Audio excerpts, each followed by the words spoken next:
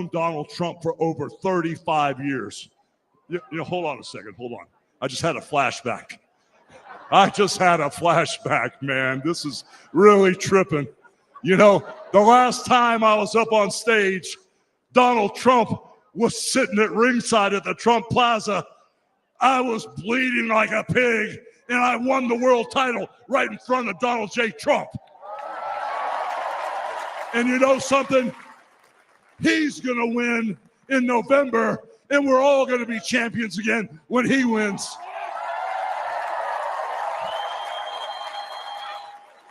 And like I said, I've known that man for over 35 years, and he's always been the biggest patriot, and he still is. He's always told you exactly what he thought, and he still does, brother. And no matter the odds, he always finds a way to win. And when he's back in our White House, America is going to start winning again.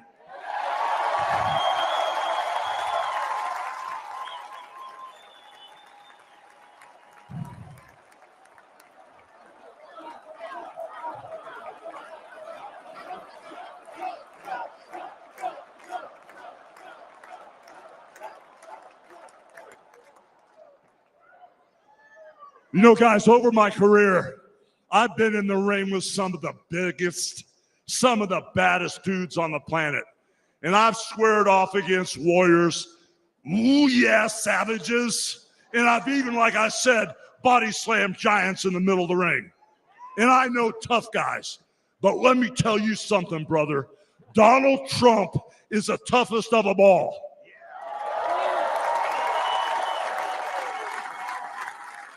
They've thrown everything at Donald Trump. All the investigations, the impeachments, the court cases, and he's still standing and kicking their butts.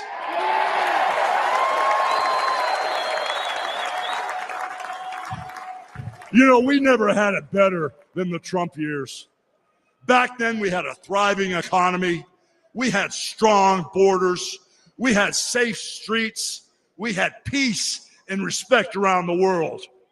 But then we lost it all in a blink of an eye. Crime is out of control. The border is out of control. The price of food and gas and housing is out of control. And the only person who can clean this up is Donald Trump.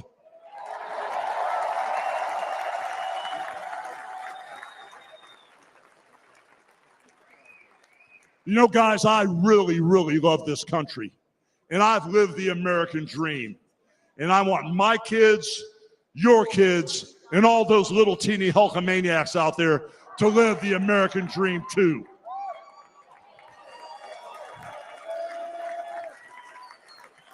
This November, guys, we can save the American dream for everyone. And Donald Trump is the president who will get the job done. So all you criminals, all you lowlifes, all you scumbags, all you drug dealers, and all you crooked politicians need to answer one question, brother. What you gonna do when Donald Trump and all the Trumpomaniacs run wild on you, brother? God bless you, and thank you.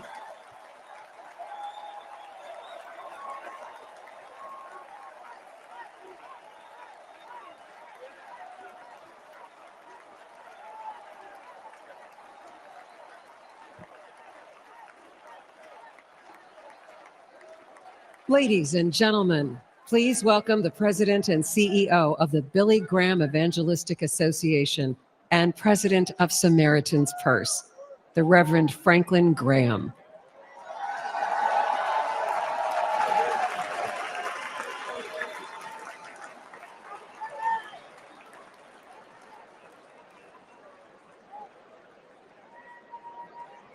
Good evening. I've got the hardest job tonight. I have to follow Hogan.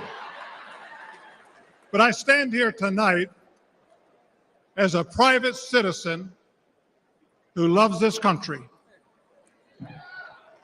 I've been asked to say a few words and then to pray, and we're going to do that. Last Saturday in Butler, Pennsylvania, President Trump had a near-death experience, no question. But God spared his life. And when we go through those experiences, it changes us.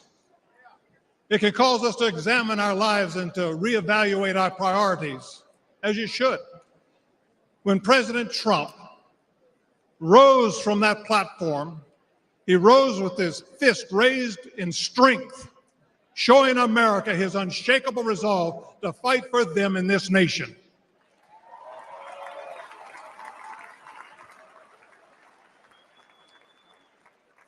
I cannot explain why God would save one life and allow another one to be taken. I don't have the answer for that. But one thing I do know is that God loves us, and he wants us to be with him in heaven one day. And that's through faith in his son, Jesus Christ. You see, the Bible says that God so loved the world that he gave his only begotten Son, that whosoever believeth in him shouldn't perish but should have everlasting life. For as long as I've known President Trump, I've found him to be a man of his word. Things that he said he'll do, he did. When he told me and our country in 2016 that he was going to appoint conservative justices, guess what? He did. In 2016, he said he would defend religious liberty. And guess what? He did. In 2019, I was with him at the United Nations when the first president of history of this country stood there to advocate for religious liberty worldwide.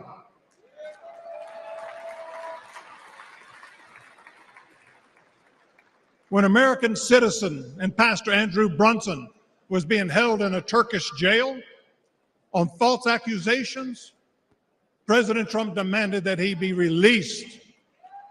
And he applied economic pressure and sanctions until they did that. I'm grateful and thankful for what he did as a 45th president of the United States.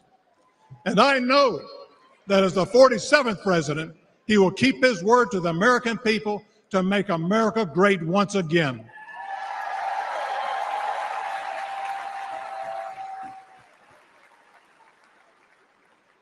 It's an honor for me to be asked to pray for Donald Trump this evening.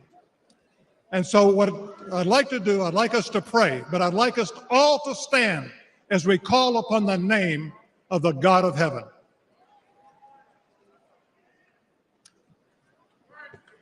Our Heavenly Father, we come before you this evening with grateful hearts.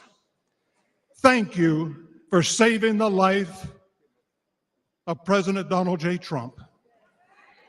In his own words, it was you and you alone who saved him. We pray for the others that were injured on Saturday, for the family who lost their loved one. Put your loving arms around them. Comfort them, and may they sense your presence. We stand before you tonight. We say thank you for the provisions you have given to the United States of America. You have blessed this country more than any country in the world. Sadly, as a nation, we have forgotten who is responsible for all the freedoms, the liberties, and the bounty that we enjoy. It has all come for you. Thank you. This evening, our nation is in trouble. We're divided politically, racially, economically, with millions of people seeking refuge and hope in our dry and thirsty land. You're the only one who can fix the complexity of the problems that we face today. We pray for President Trump that you would give him wisdom, strength, and a clear vision for the future of this nation and the task that is at hand.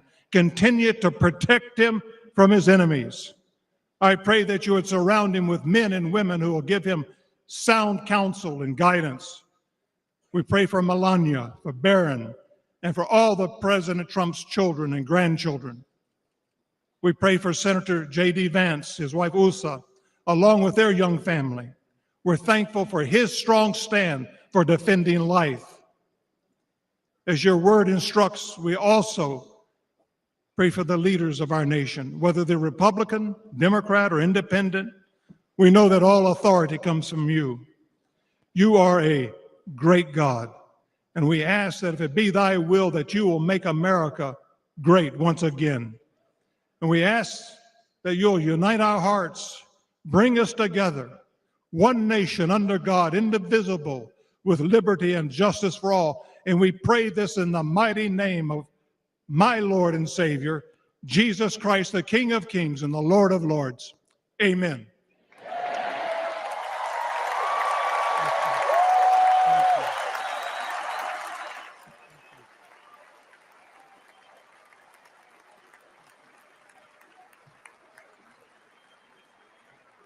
Ladies and gentlemen, please welcome businessman and Executive Vice President of the Trump Organization, Eric Trump.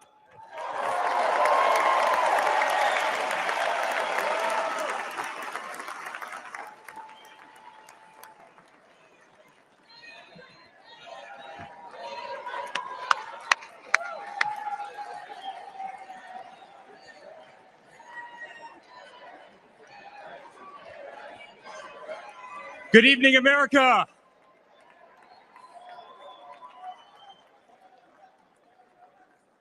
Eight years ago, my father sat our family down. He spoke of a nation in decline, of dreams slipping away, of a future endangered by failed leadership and broken promises. It was in that moment I knew my father had made a decision that would forever change our lives. We realized he had chosen to step into the arena, to fight for the soul of America. He had decided to leave behind the comforts of an unbelievable business empire, to leave behind everything he had ever built, to answer the call to serve our nation. Unlike his predecessor, it was not a decision born out of necessity. Unlike the current president, it was not a decision that would enrich his family. Rather, it was a decision made out of love for this country and a deep concern for America's future.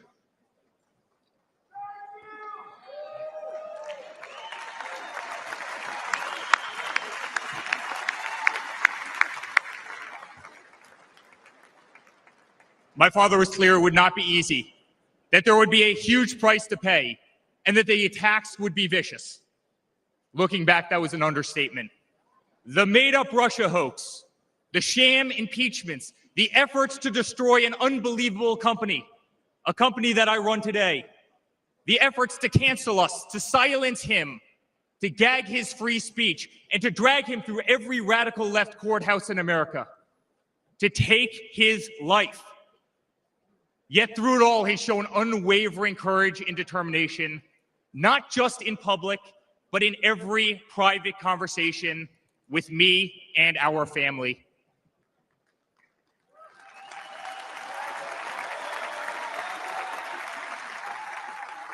He stood tall, fueled not by personal ambition, but by a profound love for this country and a love for all of you, the American people.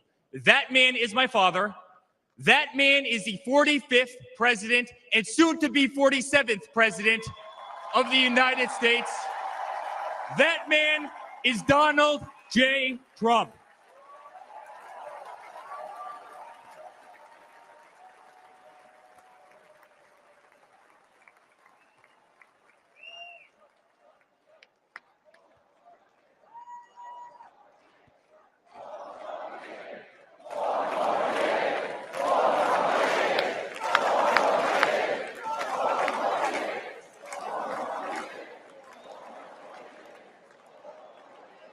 Each time I've stood on this stage, America has been at a dire crossroads.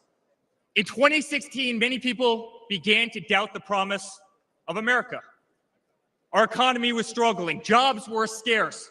Our standing on the world stage was weak at best. Veterans were forgotten. Our military was in shambles.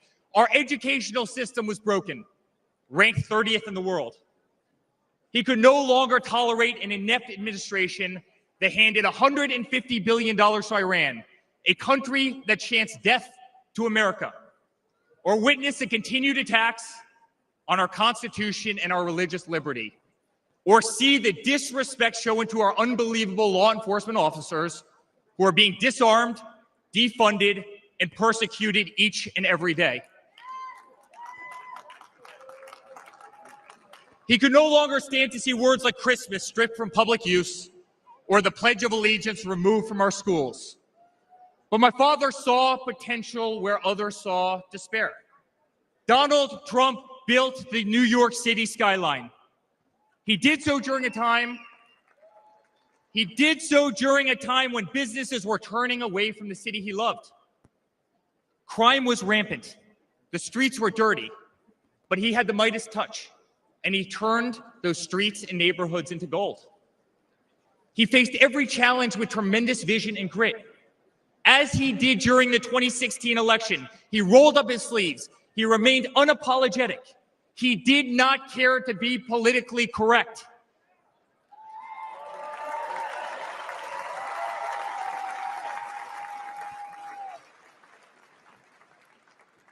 He restored hope. He restored a voice to millions of Americans who had been ignored. He restored the American dream. Under my father's leadership, the economy climbed to record heights. Jobs were created at an unthinkable pace. Unemployment reached historic lows across all demographics. Wage growth soared. He cut taxes for hardworking families and businesses. He slashed regulations. We saw the greatest 401k increase in American history.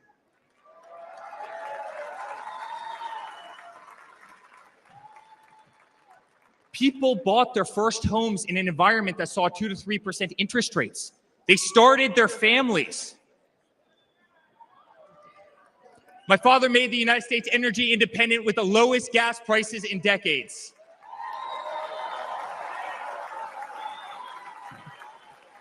My father made the United States safe. Our borders were closed. There was peace in the Middle East. Soleimani, al-Baghdadi, the terrorists were dead.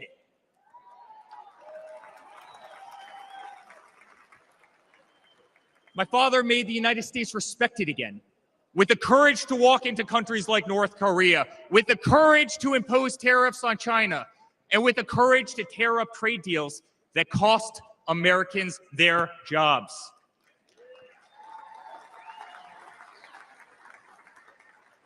He brought manufacturing back to America. Small businesses flourished. He did what he promised. He put America first. We were winning. Donald Trump made America great again.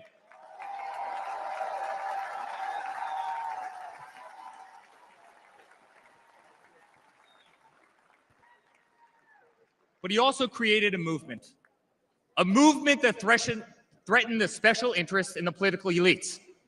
A movement that cast a bright light on the institutions weaponized against the American people. You see it in our schools. God bless the moms who fought back.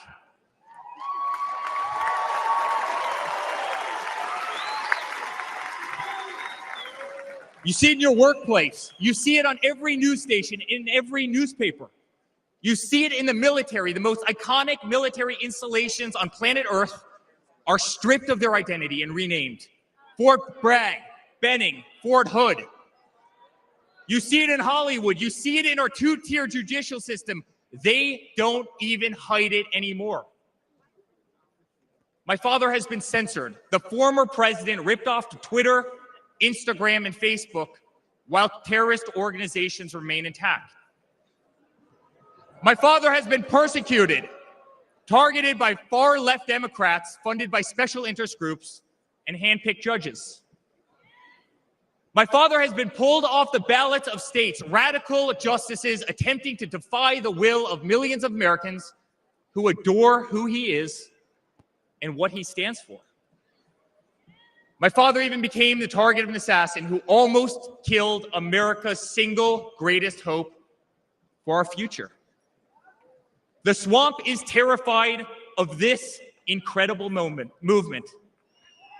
They're terrified of it. They're terrified of you and the tens of millions of people watching us on TV right now.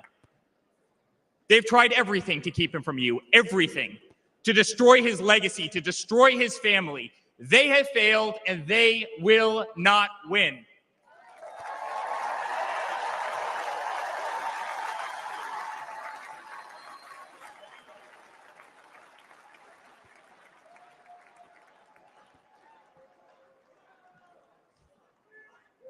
I love my Florida delegation right here.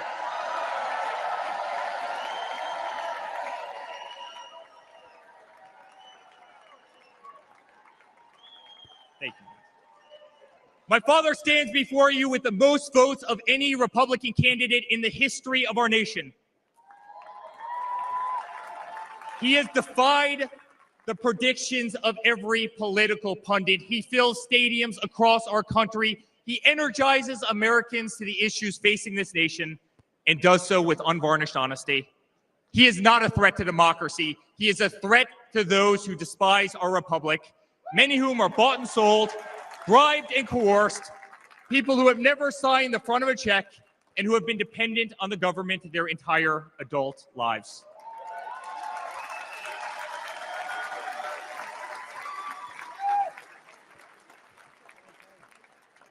Today, as it was in 2016, America is at that crossroads again. Energy prices are soaring. Interest rates are crippling. Everything is unaffordable. The US dollar has been diminished. Inflation has made it impossible for Americans to live, to save for their future. Our infrastructure is crumbling. Our border is out of control. Millions are dead and displaced in Russia and Ukraine, a war that has no end and a war that we are funding. The Middle East has become a hornet's nest. Our greatest ally, Israel, totally under siege. Fentanyl is killing our youth and destroying families, while the current administration stands idly by, hoping their inaction will import illegal votes. Crime terrorizes our cities and our suburbs as far-left policies handcuff police. Male athletes, guys my height, 6'5", are swimming in women's sports.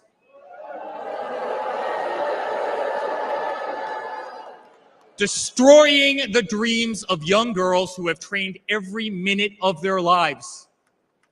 We no longer trust our elections. We no longer trust our judicial system, and we no longer believe that our government is working in our best interest.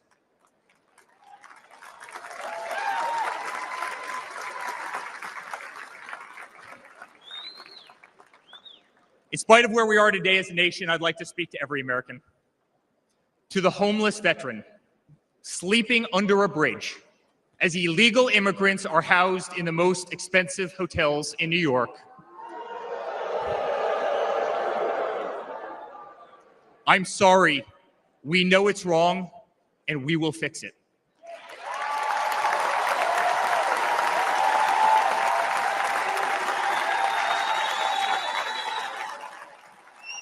To the single mother who can no longer afford her rent, afford groceries, and has been forced to work 3 jobs. I'm sorry, it does not have to be this way. To the parents who lost a son or daughter to fentanyl, including the incredible woman that spoke the other night, while an administration does absolutely nothing.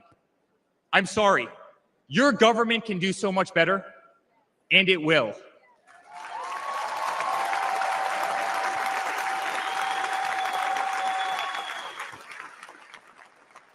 To the children who are being brainwashed instead of learning the fundamentals in school, I'm sorry, there are teachers who care, and my father will empower them.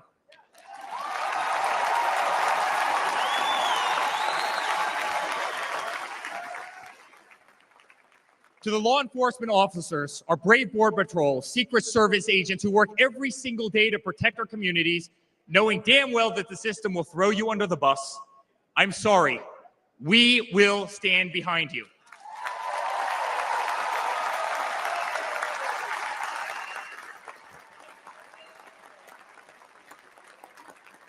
To commuters often petrified to take a bus, take a train, or walk the streets in cities across our nation, I'm sorry, that man right there will fix this.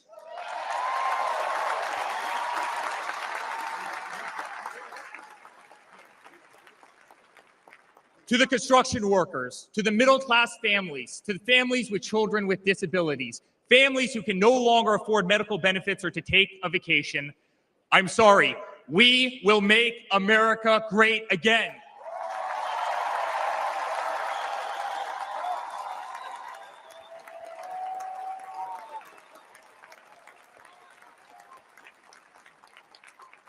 And to my father, who has been ruthlessly silenced, slandered, and attacked by a corrupt administration, I'm sorry. We know, and America knows, that they're not just after you, they're after all of us, and you just happen to be standing in their way.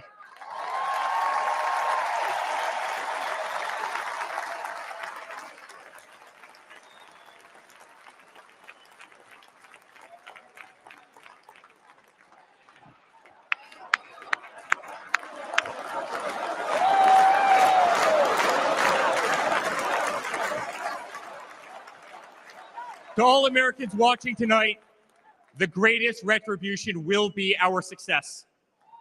Success not just for ourselves, but for our grandchildren and our children. Under President Donald J. Trump, the swamp will be drained. America will be respected. Our cities will be safe. Our streets will be clean. And our border will once again be secure.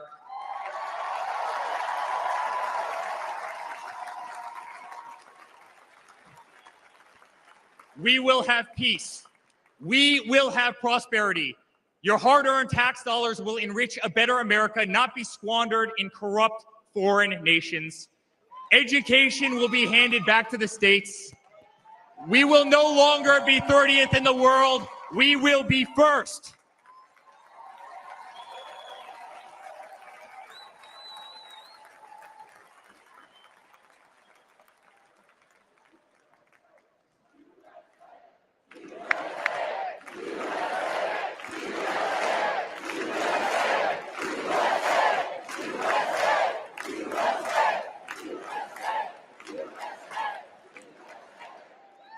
Our children will understand family, our children will have values, and our children will love God.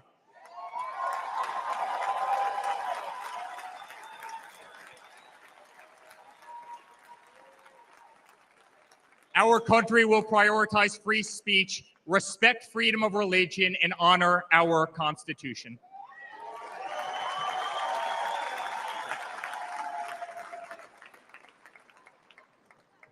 As his son, I've never been more proud of a person in my life. A man who has defied all odds more than once. A man who believed in the promise of America when others turned away. A man who saw a nation in need of a champion and answered that call with unwavering determination and courage. A man who survived a bullet that was intended to eliminate him permanently from our future and from our family. Never have I been more proud to be a Trump.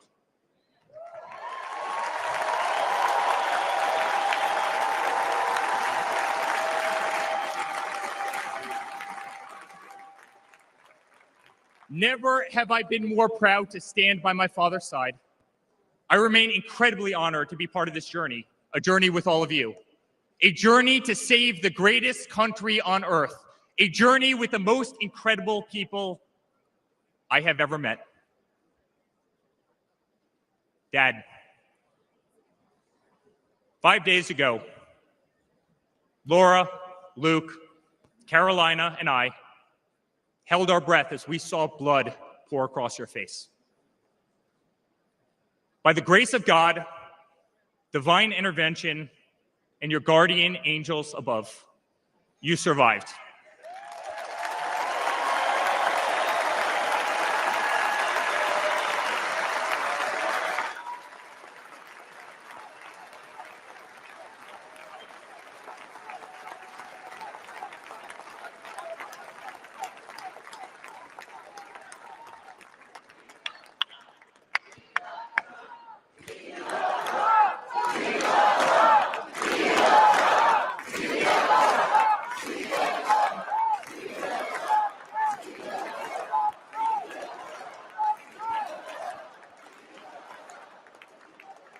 You are the greatest fighter I have ever seen.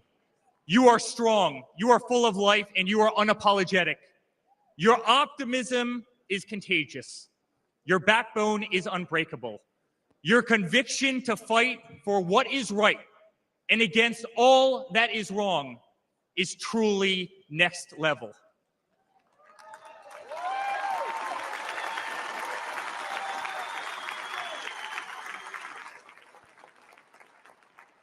The whole world saw your strength as you stood up. You wiped the blood off your face, and you put your fist in the air in a moment that will be remembered as one of the most courageous acts in the history of American politics. You shouted, "Fight, fight, fight!"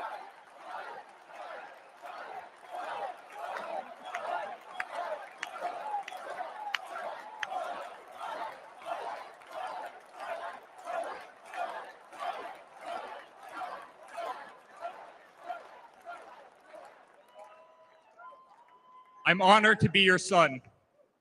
I'm honored to speak to our great nation tonight. You are a true leader. You epitomize strength. Our country loves you. Our country appreciates you. Our country misses you. And on November 5th, our country will re-elect you as the 47th President of the United States of America. Good night, Milwaukee. God bless you all.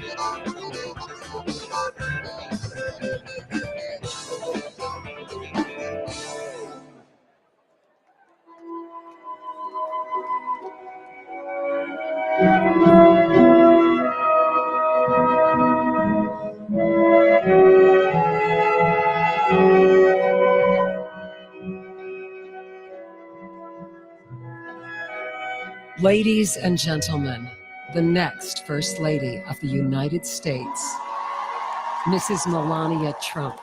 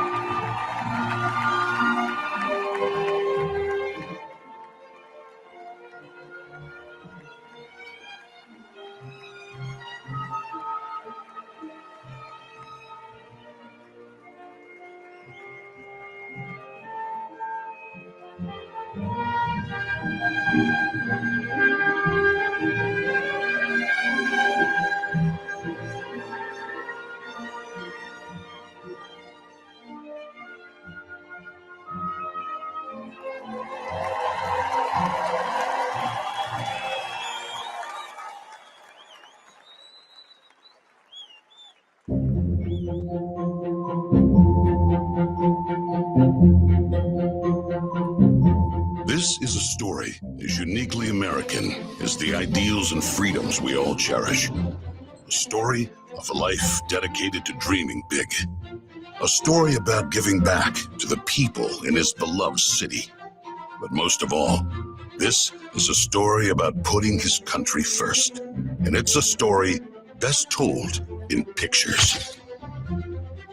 Young and confident, Donald Trump wasn't afraid to think big and build even bigger. And he left his mark on the New York skyline that greeted visitors from around the world. But he wasn't just an American entrepreneur. He became a folk hero. Celebrities and sports stars wanted to be seen with him. Politicians sought his approval. And New Yorkers just loved him. And he loved them back. And he gave back. Just one example, saving the Woolman skating rink. The Woolman skating rink in Central Park is open again. The city spent nearly 6 years and $12 million trying to fix it. And then to the rescue, developer Donald Trump. As Tracy Egan tells us now, he accomplished in 3.5 months what the city couldn't do in 6 years. Donald, you performed a great public service. There was no denying that Donald Trump was the toast of the town, but he was also something even more important, a patriotic American. And like many others, he was becoming increasingly troubled by the direction of our country. Because I really am tired of seeing what's happening with this country, how we're really making other people live like kings and we're not. You've said, though, that if you did run for president, you believe you'd win.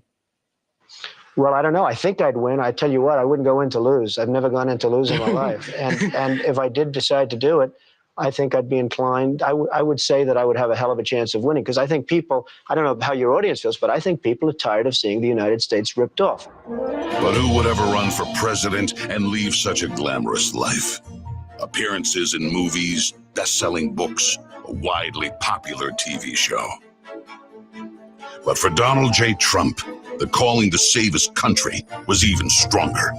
The mission, more important. The number of Americans being left behind, too large. And so, in Donald Trump fashion, he announced he was running for president, in it to win. And he did.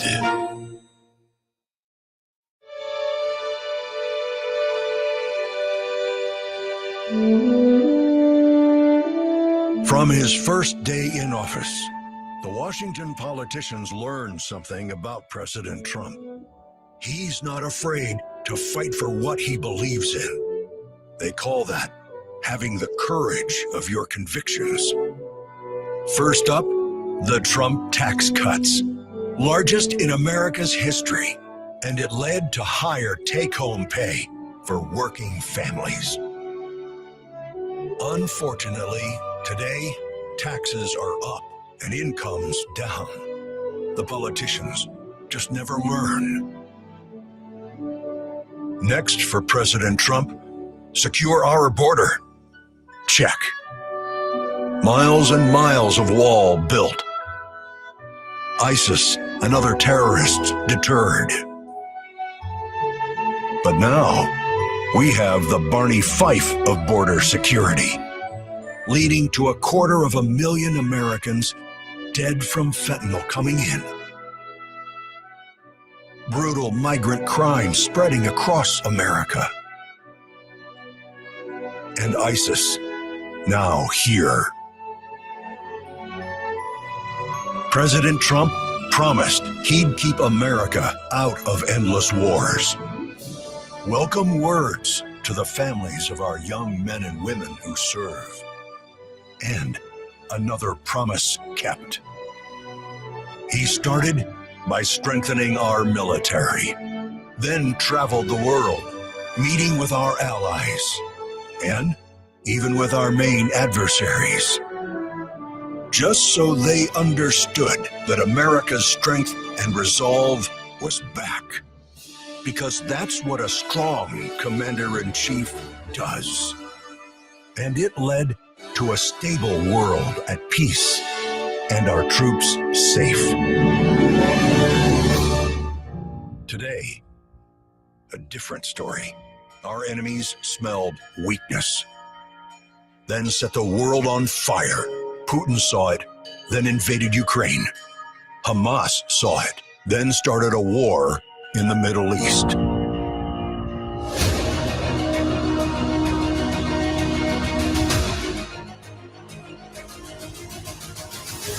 There's one more thing we've learned about President Trump.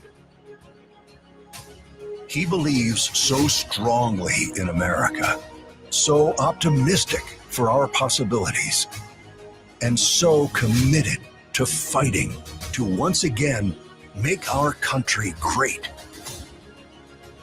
that there is nothing that is going to stop him.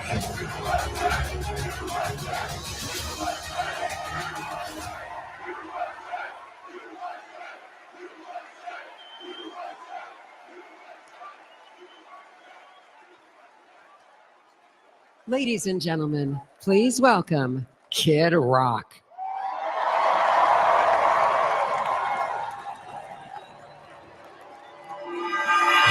What up, America? If you're ready for President Trump to take the stage, I need everybody to stand up. I need everybody to put a fist up in the air. Everybody, get a fist up in the air. Now follow me. Say fight, fight. Say fight, fight. Say fight, fight. Shout somebody scream.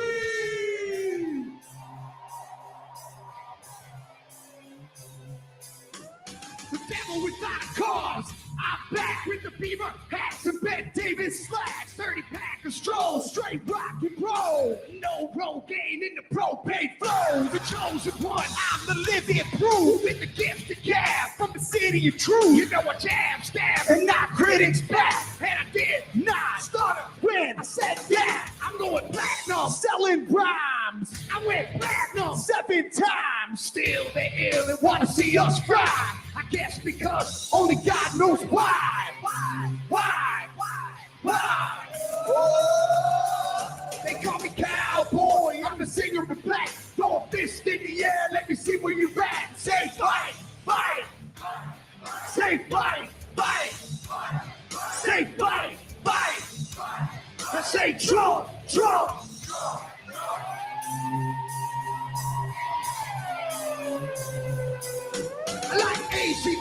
hands easy time. We'll see this beasties and the kings of rock. Skinner, Cedar, Lip, Corn, Stones. David Attico and No-Show Jones. Yeah, pass that bottle of brown. Got the rock from Detroit, the soul from Motown. The underground, straight Detroit pimp. With tracks to Mac and slap back to back. Never gain no pain, I don't play with ass. Well, watch me rock with Liberace Flash. Punk rock the Clash, boy bands are trash. I like Johnny Cash and Grandmaster Flash. Flash, flash, flash, flash. Oh, they call me cowboy. I'm the singer of the pack. North fist in the air. Let me see where you at. Say fight, fight.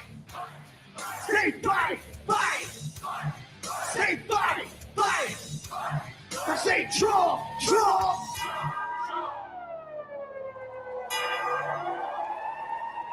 I'm an American badass. Watch me, kid. You can roll with rock, or you can.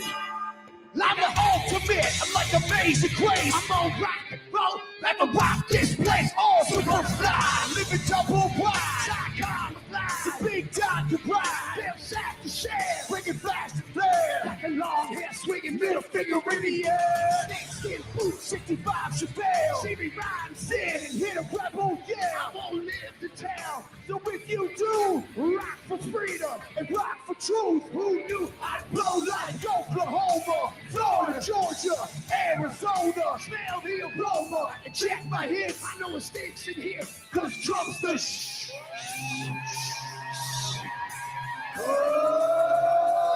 They call me cowboy, I'm a singer of black. North fist in the air, let me see where you're at. Say Trump, Trump. Say Trump, Trump. Say Trump, Trump. Say Trump, Trump.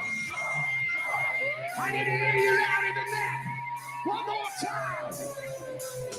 I'm a cowboy, badass and black. You say Trump, Trump. From side to side, from front to back. Come on, Trump, Trump. I put Detroit City back on the map. We singing Trump, Trump. King Rock's in the house. This is where I'm at. Ladies and gentlemen, get ready for the most patriotic American badass on earth, President Donald J. Trump.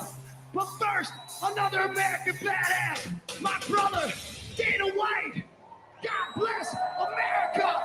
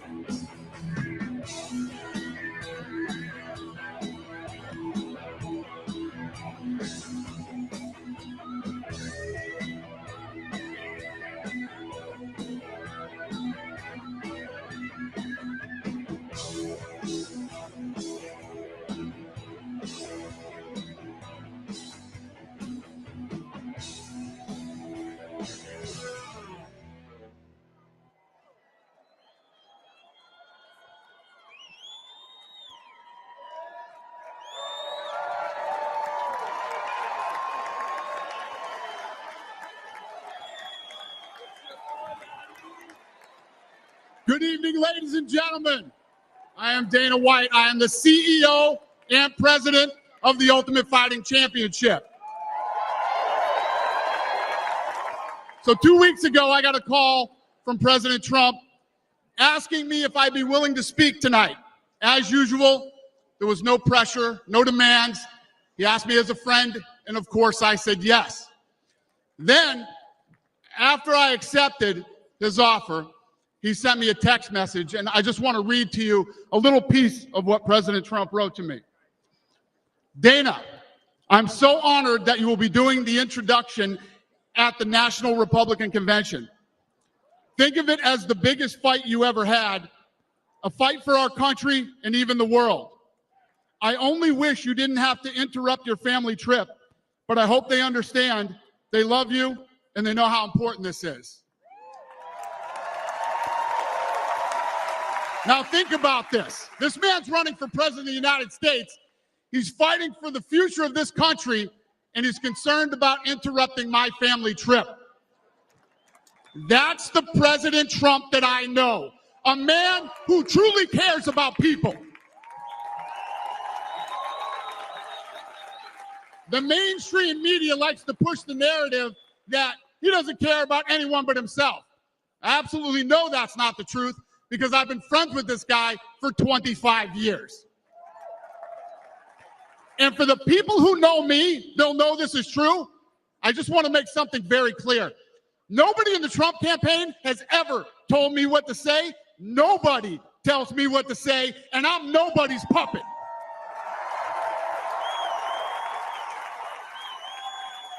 And I'm not telling you what to think. I'm telling you what I know. And I know President Trump. I know President Trump is a fighter.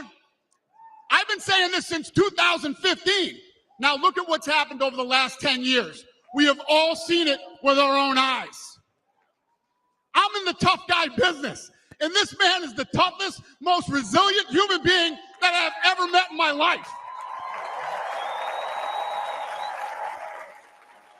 The higher the stakes, the harder he fights, and this guy never, ever gives up.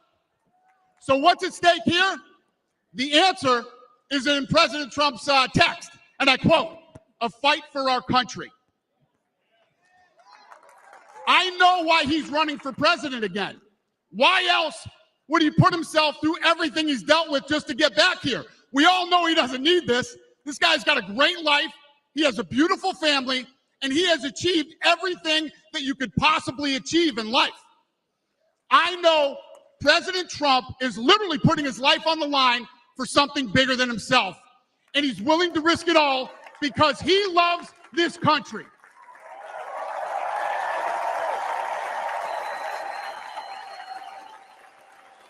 And I know he wants what's best for the American people, all American people. I know he's running for president to save our American dream. I'm living the American dream, and I know the American dream is very real. Whether you were born in this country or came here from someplace else, this is the last real land of opportunity. President Reagan once said, "Government's first duty is to protect the people, not run their lives." And if you're buried in government red tape, how will you ever start your own business? If you're struggling to pay your bills, how can you ever afford to start a family? And if you don't feel safe in your own town, why would you ever buy a house? I know that President Trump is fighting to save the American dream, and that's what's at stake in this election. We are choosing who we want to lead us in this fight. I know President Trump is a proven leader, a fearless leader, and this country was in a much better place when he was in the Oval Office. In my mind, the choice is clear. But this election, we all get to choose. I know I'm going to choose strength and security. I know I'm going to choose opportunity and prosperity. I know I'm going to choose real American leadership and a real American badass.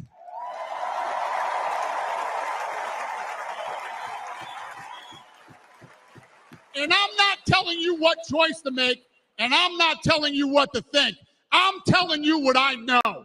I know America needs a strong leader, and the world needs a strong America. I know Donald J. Trump is the best choice for President of the United States. My fellow Americans, it is my honor to introduce the 45th and soon-to-be 47th President of the United States, Donald J. Trump.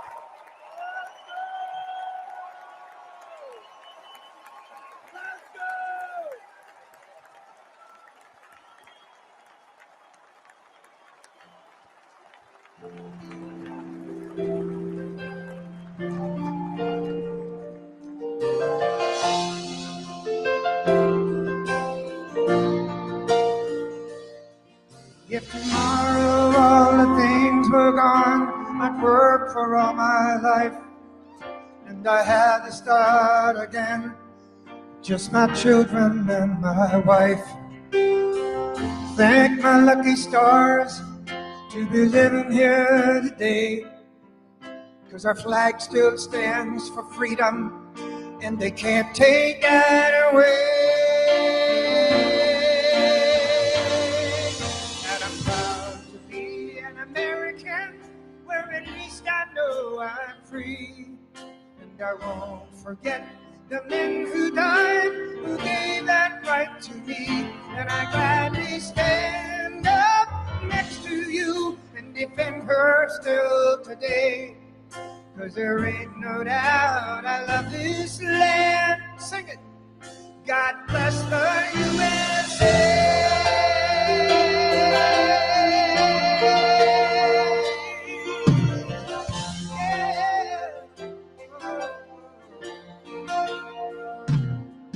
From the lakes of Minnesota to the hills of Tennessee, across the plains of Texas, from sea to shining sea, from Detroit to Houston and New York to LA. There's pride in every American heart, and it's time we stand and say, I'm proud to be an American, where at least I know I'm free. And I won't forget the men who died, who gave that right to me.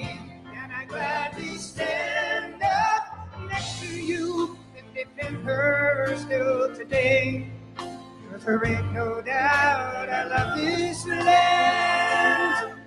God bless the USA.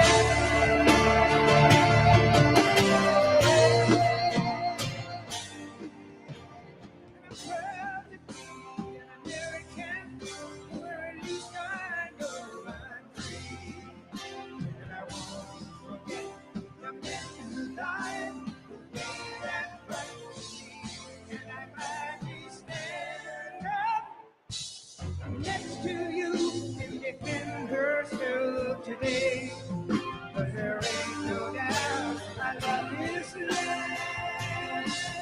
God bless the USA.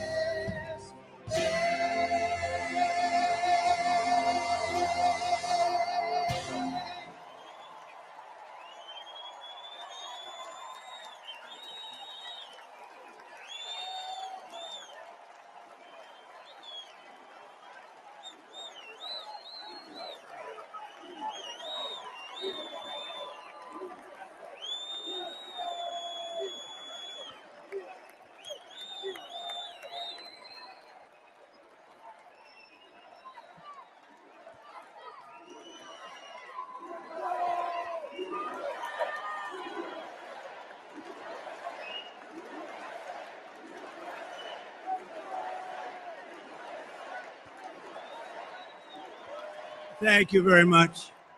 Thank you very, very much. Wow. And thank you, Dana. Thank you, Kid Rock, sometimes referred to as Bob. And thank you, Lee, right from the beginning. Thank you very much. What a talent. What a beautiful, beautiful song. Thank you.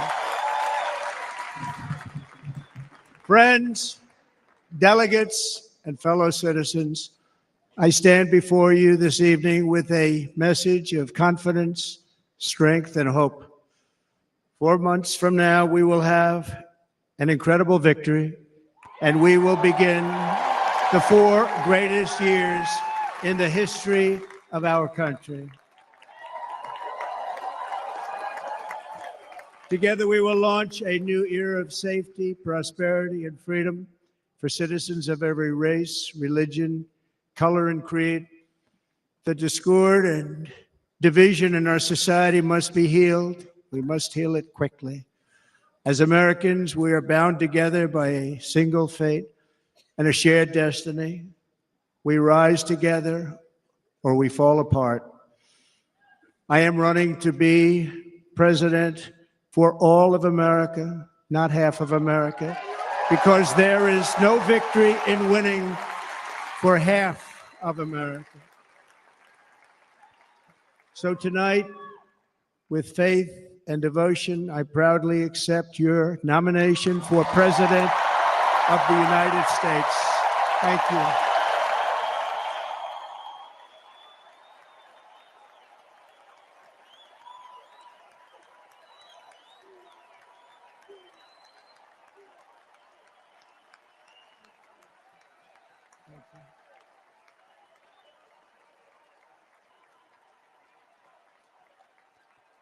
Thank you very much.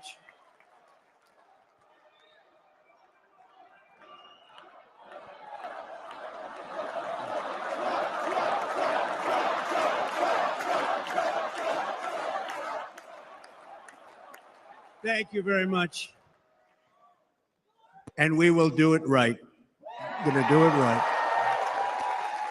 Let me begin this evening by expressing my gratitude to the American people for your outpouring of love and support following the assassination attempt at my rally on Saturday.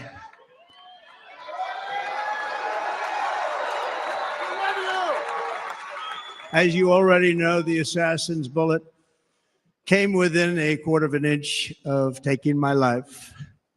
So many people have asked me, what happened? Tell us what happened, please. And therefore, I will tell you exactly what happened, and you'll never hear it from me a second time because it's actually too painful to tell. It was a warm, beautiful day in the early evening in Butler Township in the great Commonwealth of Pennsylvania. Music was loudly playing, and the campaign was doing really well. I went to the stage, and the crowd was cheering wildly. Everybody was happy.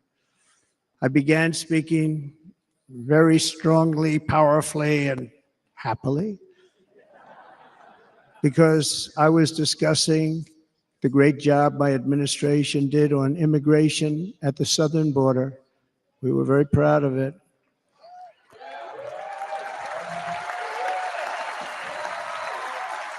Behind me and to the right was a large screen that was displaying a chart of border crossings under my leadership. The numbers were absolutely amazing. In order to see the chart, I started to, like this, turn to my right and was ready to begin a little bit further turn, which I'm very lucky I didn't do, when I heard a loud whizzing sound and felt something hit me really, really hard on my right ear. I said to myself, wow, what was that? It can only be a bullet. And moved my right hand to my ear, brought it down. My hand was covered with blood, just absolutely blood all over the place. I immediately knew it was very serious, that we were under attack, and in one movement proceeded to drop to the ground. Bullets were continuing to fly as very brave Secret Service agents rushed to the stage, and they really did. They rushed to the stage.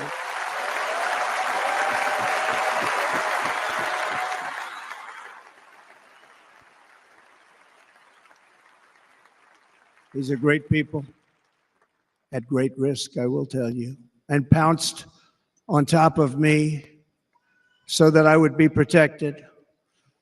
There was blood pouring everywhere, and yet, in a certain way, I felt very safe because I had God on my side. I felt that.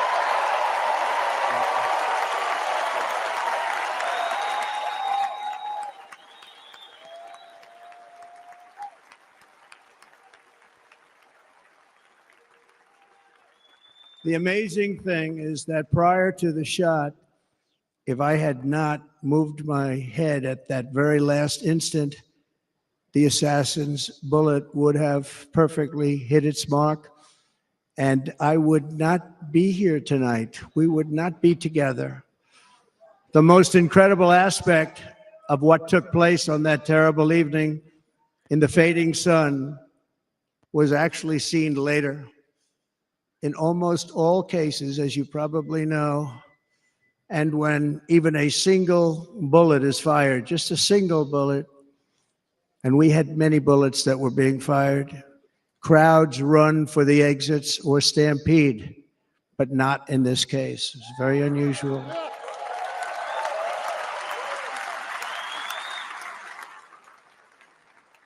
This massive crowd of tens of thousands of people stood by and didn't move an inch. In fact, many of them bravely, but automatically stood up looking for where the sniper would be. They knew immediately it was a sniper, and then began pointing at him. You can see that if you look at the group behind me. That was just a small group compared to what was in front. Nobody ran, and by not stampeding, many lives were saved. But that isn't the reason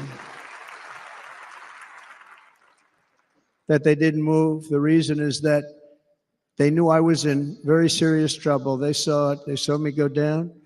They saw the blood and thought, actually most did, that I was dead. They knew it was a shot to the head. They saw the blood. And there's an interesting statistic. The ears are the bloodiest part. If something happens with the ears, they bleed more than any other part of the body.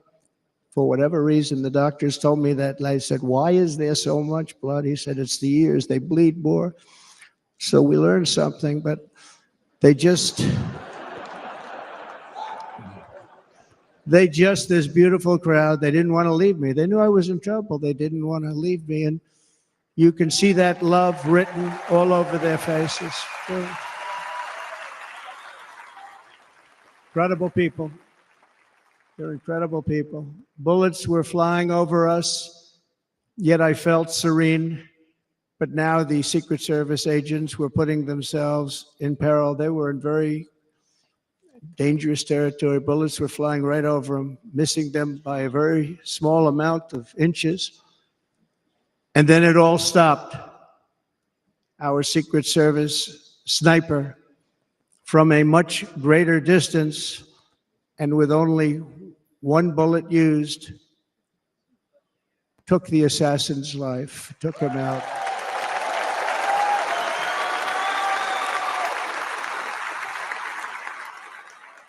I'm not supposed to be here tonight. Not supposed to be here. Yes, you are. Yes, you are. Yeah.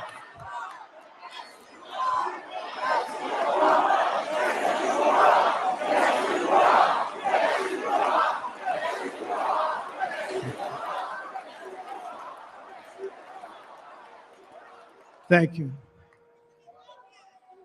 But I'm not. And I'll tell you, I stand before you in this arena only by the grace of Almighty God.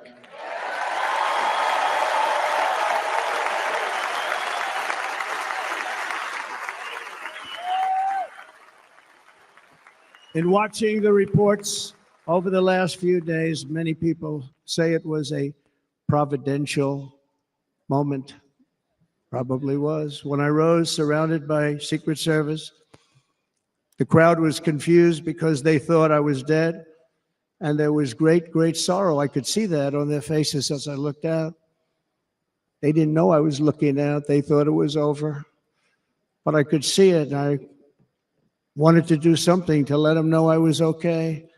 I raised my right arm, looked at the thousands and thousands of people that were breathlessly waiting, and started shouting, "Fight, fight, fight."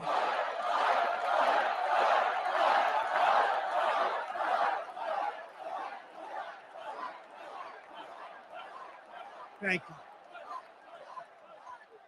Once my clenched fist went up and it was high into the air. You've all seen that. The crowd realized I was okay and roared with pride for our country like no crowd I have ever heard before. Never heard anything like it. For the rest of my life, I will be grateful for the love shown by that giant audience of patriots that stood bravely on that fateful evening in Pennsylvania. Tragically, the shooter claimed the life of one of our fellow Americans, Corey, comparator, unbelievable person, everybody tells me. Unbelievable. And seriously wounded. Two other great warriors, spoke to them today. David Dutch and James Copenhaver. Two great people. I also spoke to all three families of these tremendous people. Our love and prayers are with them and always will be. We're never going to forget them. They came for a great rally. They were serious Trumpsters, I want to tell you. They were serious Trumpsters and still are. But Corey, unfortunately, we have to use the past tense. He was incredible. He was a highly respected former fire chief, respected by everybody. Was accompanied by his wife, Helen, incredible woman. I spoke to her today, devastated, and two precious daughters. He lost his life selflessly acting as a human shield to protect them from flying bullets. He went right over the top of them and was hit. What a fine man he was.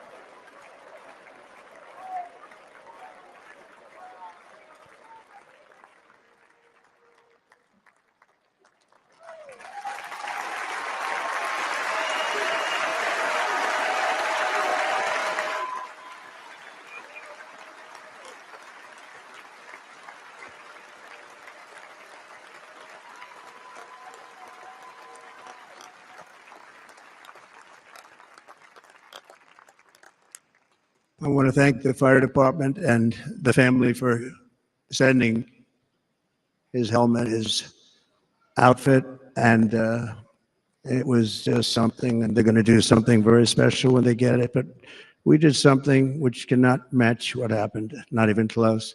But I am very proud to say that over the past few days, we've raised $6.3 million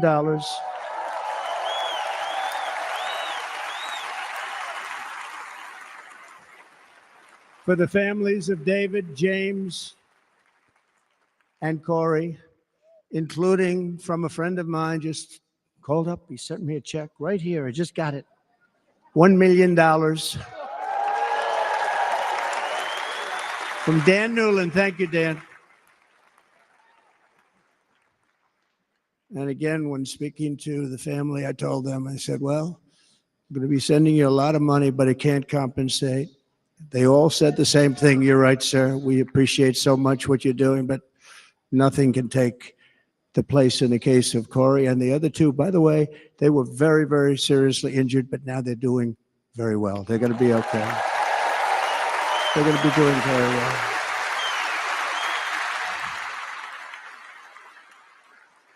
They're warriors. So now I ask that we observe a moment of silence in honor of our friend Corey.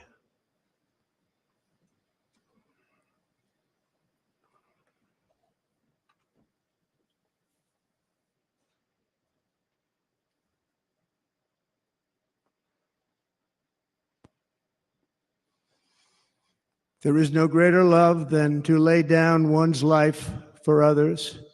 This is the spirit that forged America in her darkest hours, and this is the love that will lead America back to the summit of human achievement and greatness. This is what we need.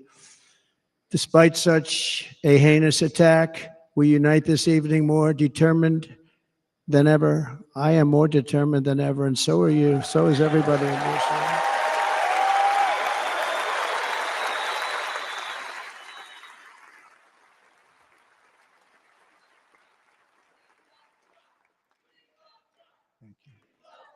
Thank you very much.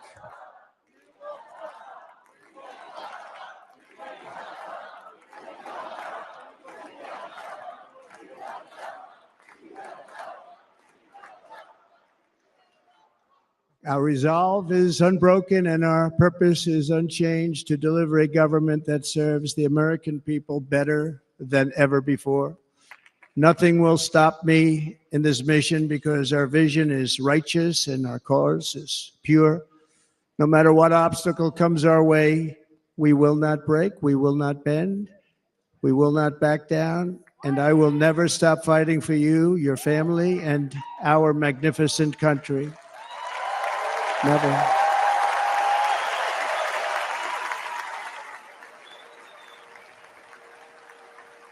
And everything I have to give with all of the energy and fight in my heart and soul, I pledge to our nation tonight. Thank you very much. I pledge that to our nation. I'm going to turn our nation around, and we're going to do it very quickly. Thank you.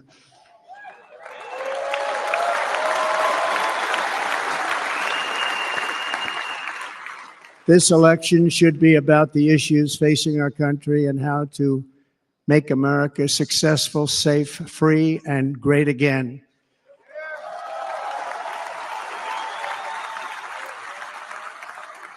In an age when our politics too often divide us, now is the time to remember that we are all fellow citizens. We are one nation under God, indivisible, with liberty and justice for all.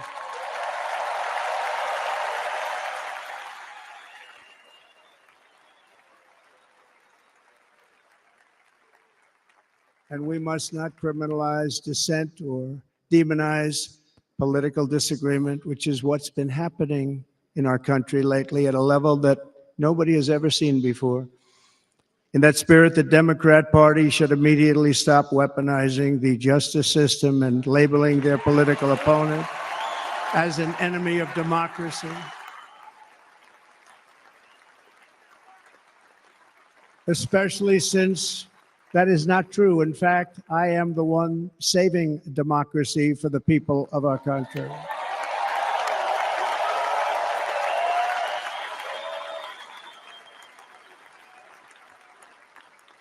And very big news, as you probably just read, on Monday, a major ruling was handed down from a highly respected federal judge in Florida, Eileen Cannon, finding that the prosecutor and the fake documents case against me were totally unconstitutional, and the entire case was thrown out of court. With all of that publicity, thrown out of court. If Democrats want to unify our country, they should drop these partisan witch hunts, which I have been going through for approximately 8 years. And they should do that without delay and allow an election to proceed that is worthy of our people. We're going to win it anyway, but worthy of our people. On this journey, I am deeply honored to be joined by my amazing wife, Melania.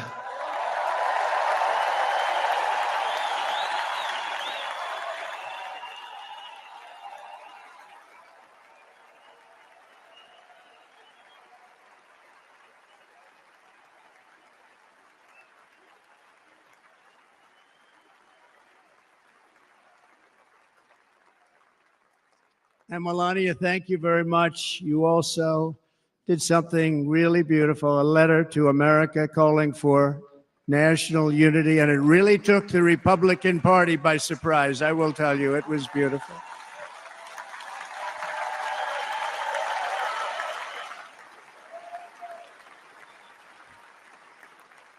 In fact, some very serious people said that we should take that letter and put it as part of the Republican platform. That would be an honor, wouldn't it?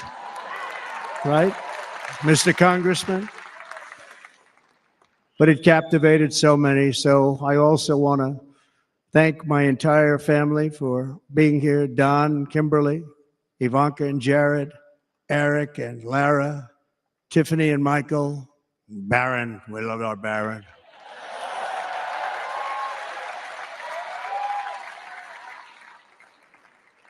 And of course, my 10 wonderful grandchildren. You saw a few of them up there on my lap before.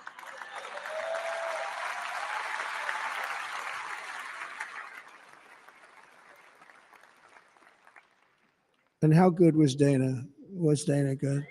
I mean, was he good?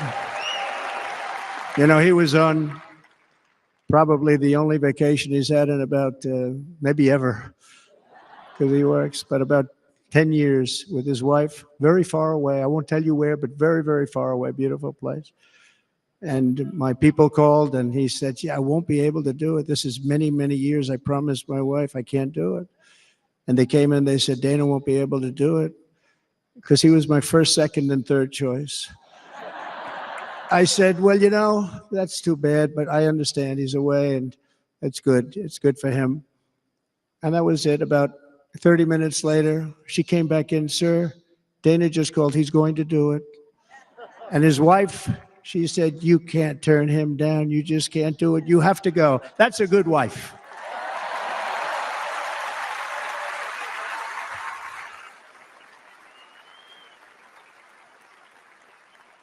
So he got on a plane. He got here a little while ago. Now he's going to get on the plane in a little while and he's going to go back home to his wife.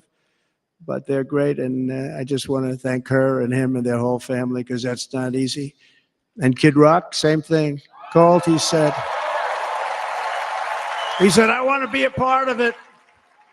I want to be a part because, Kid does his great song, Big, Big Monster song. I had no idea. He became a friend of mine over the last 10 years.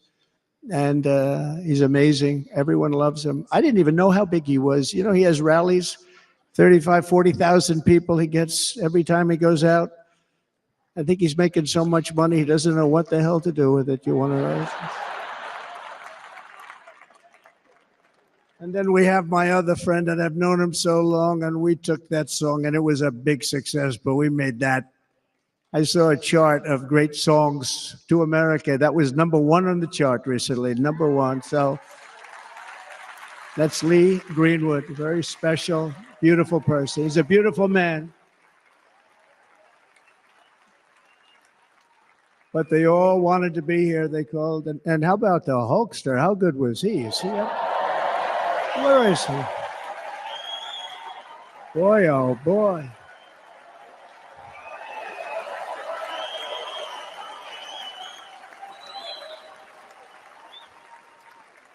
They may call that entertainment. I know about entertainment, but when he used to lift a 350-pound man over his shoulders and then bench press him 2 rows into the audience, I say maybe entertainment, but he is one strong son of a gun. I will tell you, I watched it many times.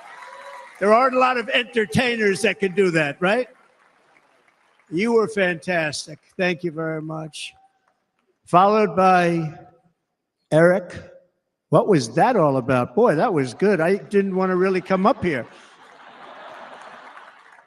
But he was so great, and he's such a good young man. He went through a lot of trouble, and Don last night was incredible. He went through so much trouble. They got subpoenaed more than any people probably in the history of the United States. Every week they get another subpoena from the Democrats, crazy Nancy Pelosi, the whole thing, just boom, boom, boom. They've got to stop that because they're destroying our country. We have to work on making America great again, not on beating people. And we won. We beat them and all. We beat them on the impeachments. We beat them on indictments. We beat them. But the time that you have to spend, if they would devote that genius to helping our country, we'd have a much stronger and better country.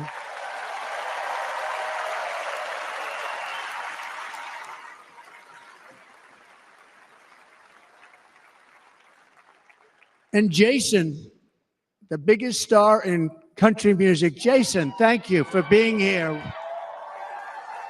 Jason, thank you very much. Jason Aldean, he's good. I like his wife even better, by the way. She's here. Thank you, Jason. But I'm thrilled to have a new friend and partner fighting by my side. The next Vice President of the United States, the current Senator from Ohio, J.D. Vance, and his incredible wife, Usha.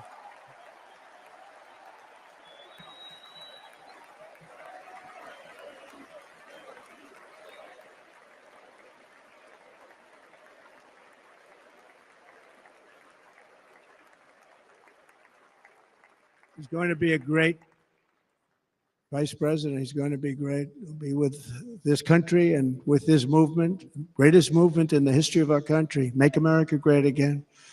When they criticize it, they say, we're going to try and stop MAGA. I said, MAGA is Make America Great Again. What are you going to stop? There's nothing to stop. Then they say, oh, that's right. It's very tough to fight it.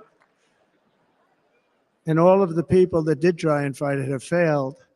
But he's going to be with us for a long time, and it was an honor to select him. Great, great student at Yale. His wife was a great student at Yale. They met at Yale. These are two smart people. So, JD, you're going to be doing this for a long time. Enjoy the ride.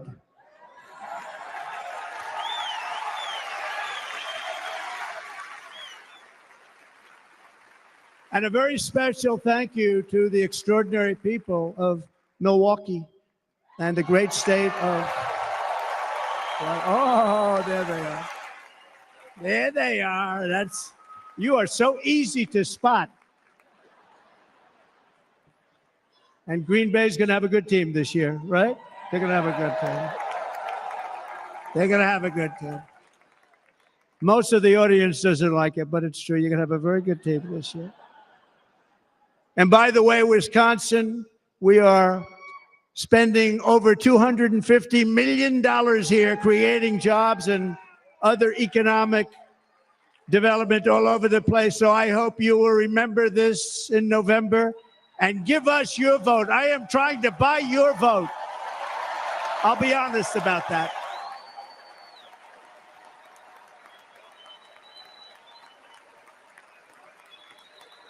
And I promise we will make Wisconsin great again. We're going to make it. Thank you, Mr. Governor. Thank you very much. Thank you. I'm here tonight to lay out a vision for the whole nation. To every citizen, whether you're a young or old man or woman, Democrat, Republican, or independent, black or white, Asian or Hispanic, I extend to you a hand of loyalty and of friendship. Together, we will lead America to new heights of greatness like the world has never seen before. We were right there in the first term. We got hit with COVID. We did a great job. Nobody knew what it was, but nobody's ever seen an economy pre-COVID. And then we handed over a stock market that was substantially higher than just prior to COVID.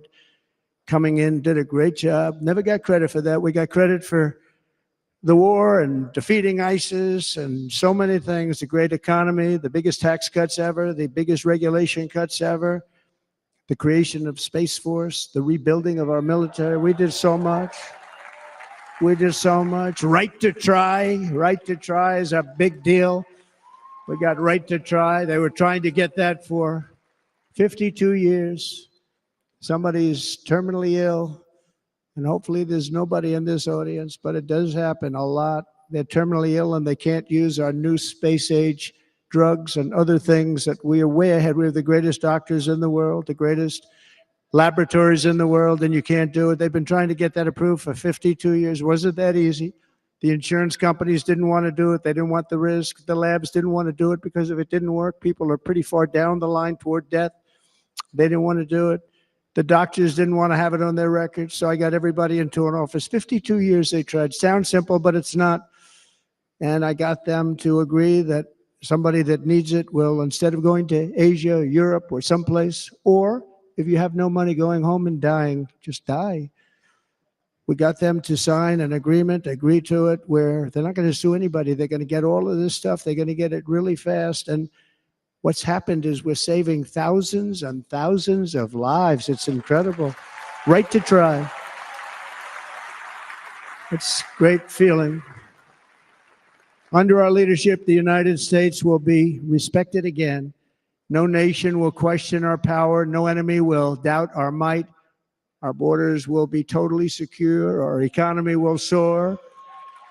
We will return law and order to our streets, patriotism to our schools, and importantly, we will restore peace, stability, and harmony all throughout the world. But to achieve this future, we must first rescue our nation from failed and even incompetent leadership. We have totally incompetent leadership. This will be the most important election in the history of our country. Under the current administration, we are indeed a nation in decline. We have an inflation crisis that is making life unaffordable, ravaging the incomes of working and low-income families, and crushing, just simply crushing our people like never before. They've never seen anything like it.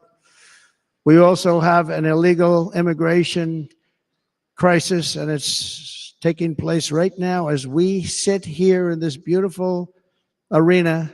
It's a massive invasion at our southern border that has spread misery, crime, poverty, disease, and destruction to communities all across our land. Nobody's ever seen anything like it.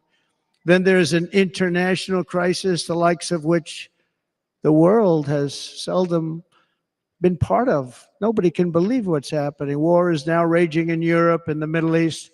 A growing specter of conflict hangs over Taiwan, Korea, the Philippines, and all of Asia. And our planet is teetering on the edge of World War III. And this will be a war like no other war because of weaponry. The weapons are no longer army tanks going back and forth shooting at each other. These weapons are obliteration. It's time for a change. This administration can't come close to solving the problems. We're dealing with very tough, very fierce people. They're fierce people. And we don't have fierce people. We have people that are a lot less than fierce, except when it comes to cheating on elections and a couple of other things. Then they're fierce. Then they're fierce.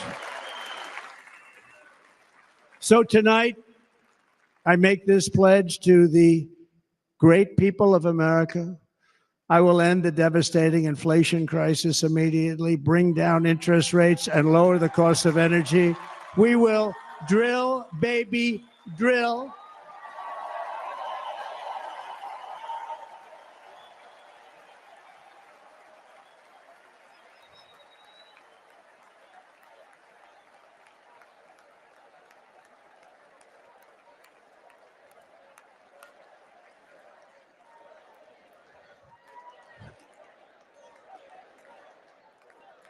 Can you believe what they're doing?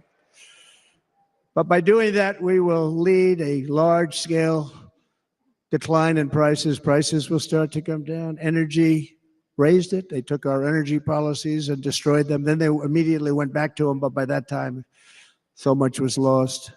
But we will do it at levels that nobody's ever seen before. And we'll end lots of different things. We'll start paying off debt and start lowering taxes even further. We gave you the largest tax cut.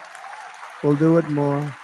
You know, people don't realize I brought taxes way down, way down, and yet we took in more revenues the following year than we did when the tax rate was much higher. Most people said, how did you do that? Because it was incentive. Everybody was coming to the country. They were bringing back billions and billions of dollars into our country. The companies made it impossible to bring it back. The tax rate was too high, and the legal complications were far too great.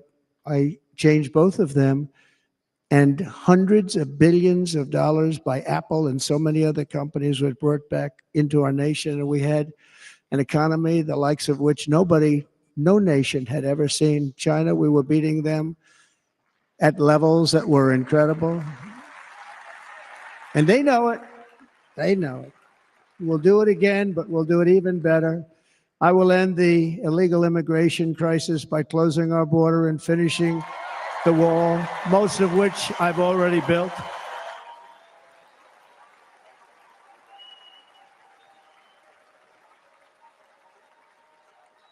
On the wall, we were dealing with a very difficult Congress.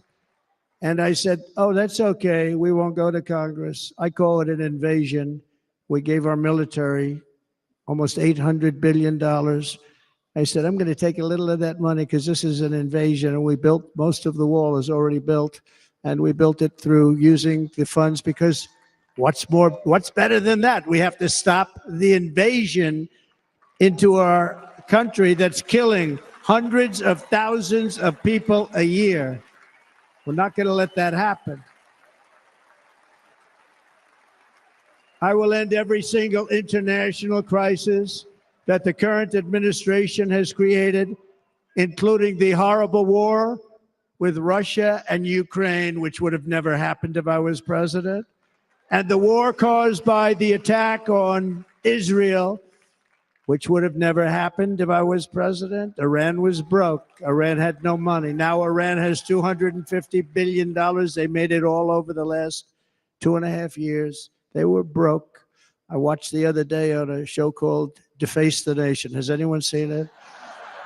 And they had a congressman who was a Democrat say, well, whether you like him or not, Iran was broke dealing with Trump. I told China and other countries, if you buy from Iran, we will not let you do any business in this country, and we will put tariffs on every product you do send in of 100% or more. And they said to me, well, I think that's about it. They weren't going to buy any oil. And they were ready to make a deal. Iran was going to make a deal with us. And then we had that horrible, horrible result that we'll never let happen again. The election result, we're never going to let that happen again. They used COVID to cheat. We're never going to let it happen again. And they took off all the sanctions and they did everything possible for Iran. And now Iran is very close to having a nuclear weapon, which would have never happened. This is a shame what this administration, the damage that this administration has done. And I say it often, if you took the 10 worst presidents in the history of the United States, think of it, the 10 worst, added them up, they will not have done the damage that Biden has done. Only going to use the term once. Biden. I'm not going to use the name anymore, just one time. The damage that he's done to this country is unthinkable. It's unthinkable. Together we will restore vision, strength, competence, and we're going to have a thing called common sense making most of our decisions, actually. It's all common sense. Just a few short years ago, under my presidency, we had the most secure border and best economy in the history of our country, in the history of the world. We had the greatest economy in the history of the world. We had never done anything like it. We were beating every country, including China, by leaps and bounds. Nobody had seen anything like it. We had no inflation, soaring incomes were going. Nobody can believe it. You can't believe what happened 4 years ago is happening now in reverse. And the world was at peace. Inflation has been a killer for our country. No matter what you make it doesn't matter because inflation is eating you alive. People that were putting away money, they were making great wages, the highest they've ever made, but they were putting away a lot of money. Now they are just being destroyed. They're not putting away anything. They're barely living. They're going into savings accounts. They're taking out their money to live because of inflation. Inflation, remember, it's called a country buster. You can go back to Germany from 100 years ago. You can go back to any country that suffered great inflation. We've suffered the worst inflation we've ever had. But go back and see what's happened to those countries. We've had the worst inflation we've ever had under this person. But in less than 4 years, our opponents have turned incredible success into unparalleled tragedy and failure. It's been a tremendous failure. Today, our cities are flooded with illegal aliens. Americans are being squeezed out of the labor force and their jobs are taken. By the way, you know who's taking the jobs that are created? 107% of those jobs are taken by illegal aliens. And you know who's being hurt the most by millions of people pouring into our country?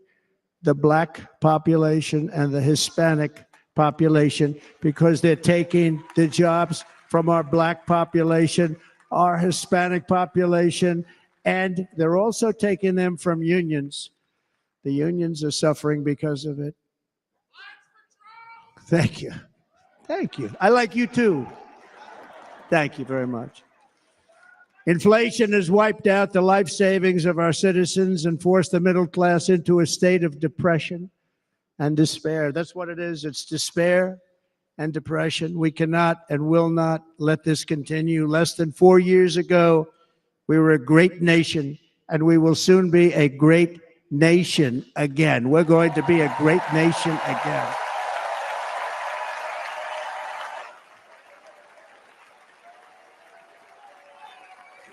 Thank you. With proper leadership, every disaster we are now enduring will be fixed, and it will be fixed very, very quickly. So tonight, whether you've supported me in the past or not, I hope you will support me in the future, because I will bring back the American dream. That's what we're going to do. You don't even hear about the American dream anymore.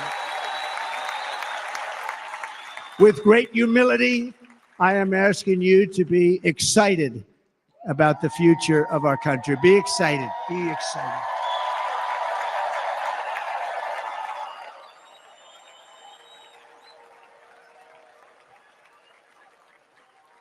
And by the way, the news reports, oh, look at all of those big networks. Look at them. They're all here.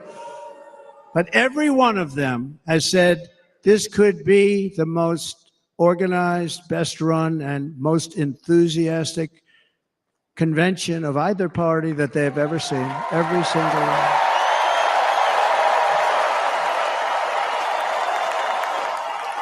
And it's true. It's true. And there's love in the room. There's great love in the room.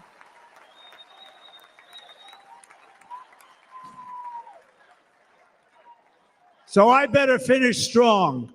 Otherwise, we'll blow it. And we can't let that happen. Now, this was great. All of the great people that spoke, and everybody hit a home run. I mean, there's not one that I can think of where I said, oh, gee, that wasn't great. Every single person. I refuse to be the only one. Don't do that to me. They're already getting ready. See, I gave them an idea. Now, this was a great convention. This was, I think we're actually going to go home and miss it. You know, usually with a first of all, look at these crowds. You'd never have this at a convention. Look at these crowds.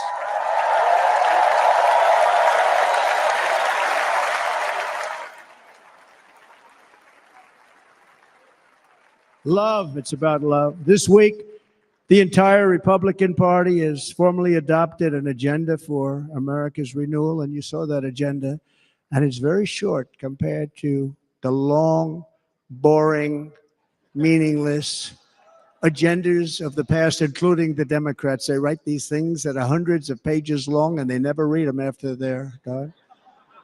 In their case, fortunately, they don't read them because they're pretty bad. It's a series of bold promises that we will swiftly implement when you give us a Republican House. And Mr. Speaker, thank you very much. We have our great Speaker of the House with us tonight. Mr. Speaker, thank you very much. Thank you. A Republican Senate, we have many senators here. And send me back to our beautiful White House just a few short months from now. We're talking about just months. It can't come fast enough. We have to get it done. First, we must get economic relief to our citizens. Starting on day one, we will drive down prices and make America affordable again. We have to make it affordable. It's not affordable. People can't live like this. Under this administration, our current administration, groceries are up 57%, gasoline is up 60 and 70%, mortgage rates have quadrupled. And the fact is, it doesn't matter what they are because you can't get the money anyway. Can't buy houses. Young people can't get any financing to buy a house. The total household costs have increased an average of $28,000 per family under this administration. Republicans have a plan to bring down prices and bring them down very, very rapidly. By slashing energy costs, we will in turn reduce the cost of transportation, manufacturing, and all household goods. So much starts with energy. And remember, we have more liquid gold under our feet than any other country by far. We are a nation that has the opportunity to make an absolute fortune with its energy. We have it, and China doesn't. Under the Trump administration, just 3.5 years ago, we were energy independent, but soon we will actually be better than that. We will be energy dominant and supply not only ourselves, but we will supply the rest of the world with numbers that nobody has ever seen, and we will reduce our debt, $36 trillion. We will start reducing that, and we will also reduce your taxes still further. Next, and by the way, they want to raise your taxes 4 times, think of it. And all my life, I grew up watching politicians. I always loved politics. I guess I was on the other side. I'd watch and they were always talking about, we will give you a tax cut. We will give you a tax cut. My whole life, I was watching, I will give you a tax cut, right, Mr. Congressman? That's all they talked about. This is the only administration that said, we're going to raise your taxes by 4 times what you're paying now, and people are supposed to vote for them? I've never heard it. You're paying too much. We're going to reduce your taxes still further. We gave you the biggest one, as I said. We're going to give you more, and it's going to lead to tremendous growth. We want growth in our country. That's what's going to pay off our debt.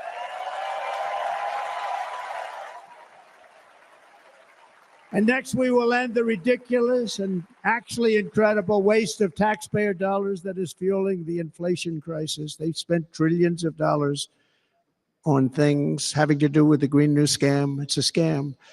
And that's caused tremendous inflationary pressures in addition to the cost of energy. And all of the trillions of dollars that are sitting there not yet spent, we will redirect that money for important projects like roads, bridges, dams, and we will not allow it to be spent on meaningless Green New Scam ideas.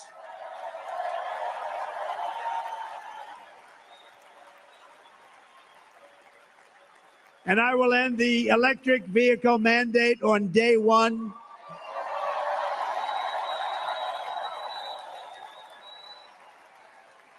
Thereby saving the U.S. auto industry from complete obliteration, which is happening right now, and saving U.S. customers thousands and thousands of dollars per car. And right now, as we speak, large factories just started are being built across the border in Mexico. So with all the other things happening on our border, and they're being built by China to make cars and to sell them into our country. No tax, no anything. The United Auto Workers ought to be ashamed for allowing this to happen. And the leader of the United Auto Workers should be fired immediately. And every single auto worker, union and non-union, should be voting for Donald Trump, because we're going to bring back car manufacturing, and we're going to bring it back fast.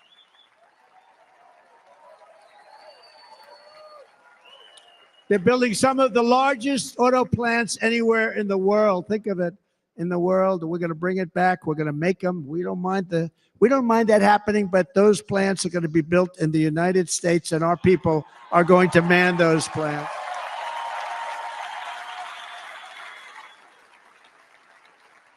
And if they don't agree with us, we'll put a tariff of approximately 100 to 200% on each car, and they will be unsellable in the United States. We have long been taken advantage of by other countries. And think of it, oftentimes these other countries are considered so-called allies. They've taken advantage of us for years. We lose jobs, we lose revenue, and they gain everything and wipe out our businesses, wipe out our people. I stopped it for 4 years. I stopped it. And we're really ready to make changes like nobody had seen before. And remember, USMCA, I got rid of NAFTA, the worst trade deal ever made, and replaced it with USMCA, which is, they say, the best trade deal ever made. Actually, probably the best trade deal was the deal I made with China, where they buy $50 billion worth of our product. They were buying nothing. They buy $50 billion worth. They had to. But I don't even talk about it because of COVID. I don't even mention it, frankly, because of what happened with the China virus.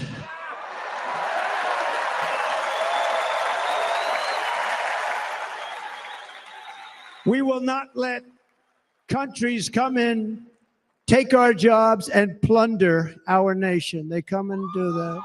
They plunder our nation. The way they will sell their product in America is to build it in America. Very simple. Build it in America and only in America.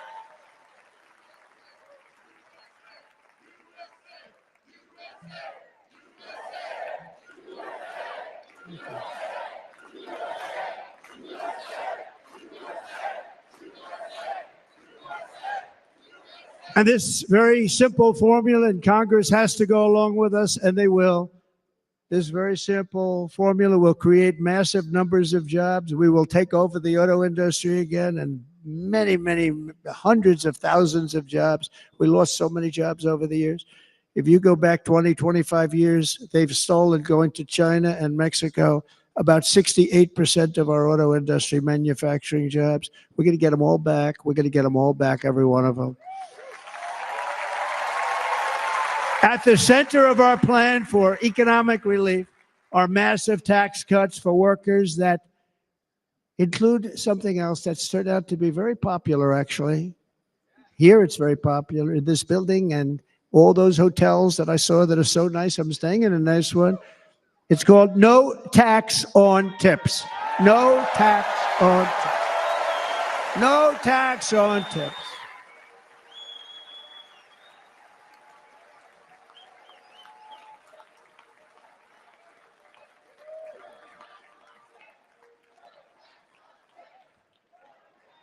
I got that by having dinner recently in Nevada, where we're leading by about 14 points. Hello. I'll see you there very soon, everybody. And we're having dinner at a beautiful restaurant in the Trump building on the Strip, and it's a great building, and the waitress comes over. How's everything going? A really nice person. How's everything? Oh, sir, it's so tough.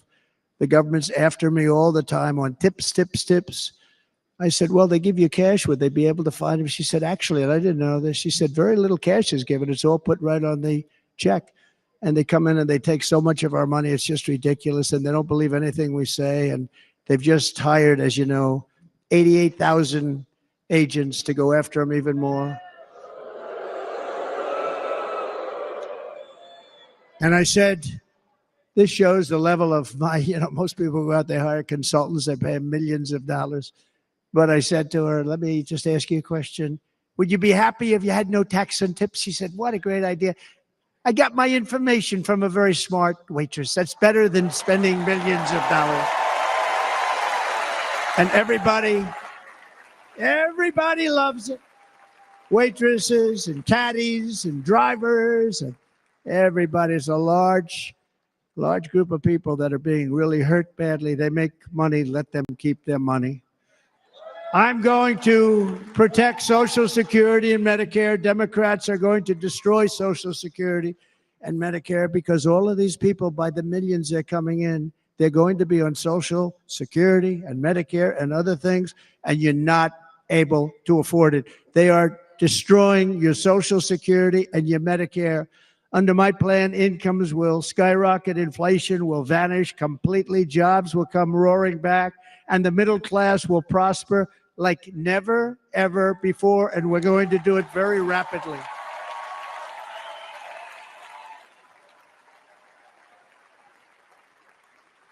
But no hope or dream we have for America can succeed unless we stop the illegal immigrant invasion, the worst that's ever been seen anywhere in the world. There's never been an invasion like this anywhere. Third world countries would fight with sticks and stones not to let this happen.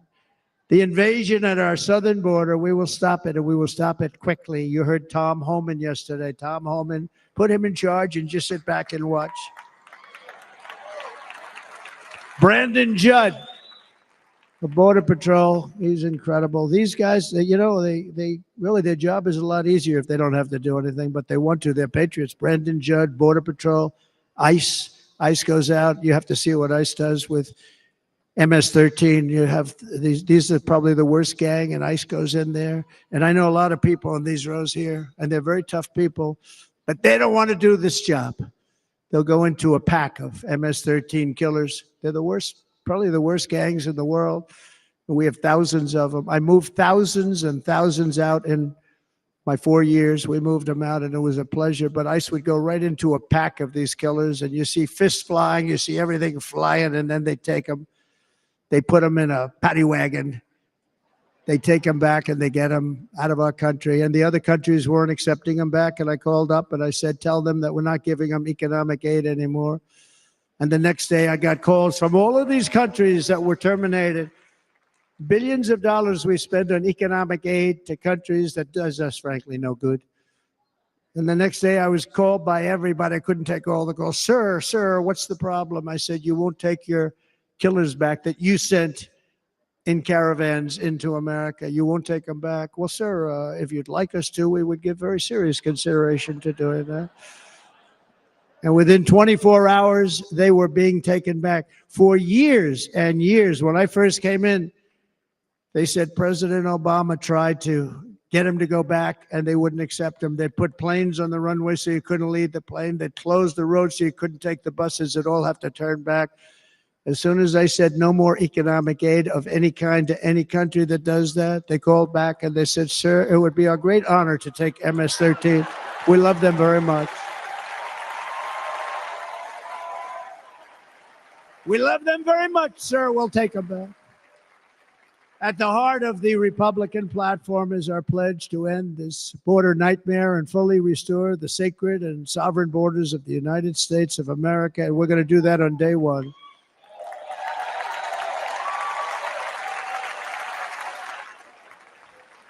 That means two things on day one, right?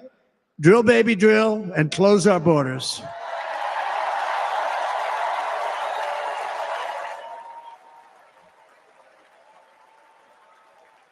And by the way, and I think everybody as a Republican, as a patriot in this room, and most Democrats, we want people to come into our country, but they have to come into our country legally. Legally. Less than 4 years ago, I handed this administration the strongest border in American history. But you can see on the chart that saved my life, that was the chart that saved my life. I said, look it, I'm so proud of it. I think it's one of the greatest. It was done by the Border Patrol, one of the greatest charts I've ever seen. It showed everything just like that. You know the chart. Oh, there it is. That's pretty good. Wow. Last time I put up that chart, I never really got to look at it. But without that chart, I would not be here today.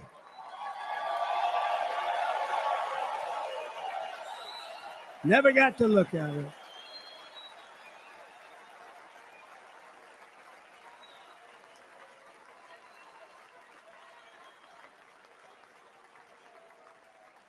I said, you got to see this chart. I was so proud of it. And by the time I got to there, I never got to see it that day. But I'm seeing it now, and I was very proud. And if you look at the arrow in the bottom, that's the lowest level, the one on the bottom, heavy red arrow. That's the lowest level of illegal immigrants ever to come into our country in recorded history, right there. Right there. And that was my last week in office. And then you see what happened after I left. Look at the rest. And if you go out a little bit further, it's getting to be a little bit old, but I love it anyway, right? But you can go much higher with those numbers. Look what happened right after that. The invasion began. We had the opposite. We stopped the invasion, but the invasion that we stopped was peanuts by comparison to what happened after I left. Look at what happened after I left. They took over our country. We ended all catch and release. We shut down asylum fraud. We stopped human trafficking and forged historic agreements to keep illegal aliens on foreign soil. We want them to stay on their soil. Under the Trump administration, if you came in illegally, you were apprehended immediately and you were deported. You went right back. The current administration terminated every single one of those great Trump policies that I put in place to seal the border. I wanted a sealed border. Again, come in, but come in legally. You know how unfair it is? So many people, hundreds of thousands of people have been working for years to come into our country. And now they see these people pour into our country at levels that are unprecedented, so unfair. And we're not going to do it. We're not going to stand for it. They suspended wall construction, ended remain in Mexico. We had a policy, remain in Mexico. You think that was easy to get from the Mexican government? But I said, you must give it to us. If you don't give it to us, there will be repercussions. And they gave it to us, but not easy. Canceled our Safe Third agreements, demolished Title 42, implemented nationwide catch and release. That's catch and release, where we catch them and release them into our country. We catch them and release them into Mexico. There's a slight difference. And took 93, this is the previous administration, 93 executive actions to throw open our border to the world. The entire world is pouring into our country because of this very foolish administration. The greatest invasion in history is taking place right here in our country. They are coming in from every corner of the earth, not just from South America, but from Africa, Asia, the Middle East. They're coming from everywhere. They're coming at levels that we've never seen before. It is an invasion indeed, and this administration does absolutely nothing to stop them. They're coming from prisons. They're coming from jails. They're coming from mental institutions and insane asylums. You know, the press is always on me because I say this. Has anyone seen Silence of the Lambs? The late, great Hannibal Lecter. He'd love to have you for dinner. That's insane asylums. They're emptying out their insane asylums. And terrorists are coming in at numbers that we've never seen before. Bad things are going to happen. Meanwhile, our crime rate is going up, while crime statistics all over the world are going down, because they're taking their criminals and they're putting them into our country. A certain country, and I happen to like the president of that country very much, but he's been getting great publicity because he's a wonderful shepherd of the country. He says how well the country's doing because their crime rate is down. And he said he's training all of these rough people. They're rough. He's training them. And I've been reading about this for 2 years. I think, oh, that's wonderful. Let's take a look at it. But then I realized he's not training them. He's sending all of his criminals, his drug dealers, his people that are in jails, he's sending them all to the United States. And he's different in that he doesn't say that. He's trying to convince everybody what a wonderful job he does in running the country. Well, he doesn't do a wonderful job. And by the way, if I ran one of the countries, many countries from all over, I would be worse than any of them. I would have had the place totally emptied out already.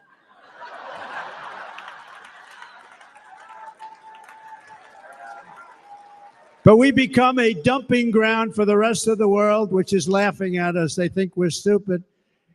And they can't believe that they're getting away with what they're getting away with, but they're not going to be getting away with it for long. That's what I can tell you.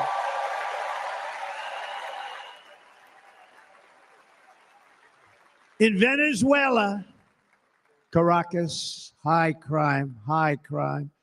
Caracas, Venezuela. Really a dangerous place, but not anymore.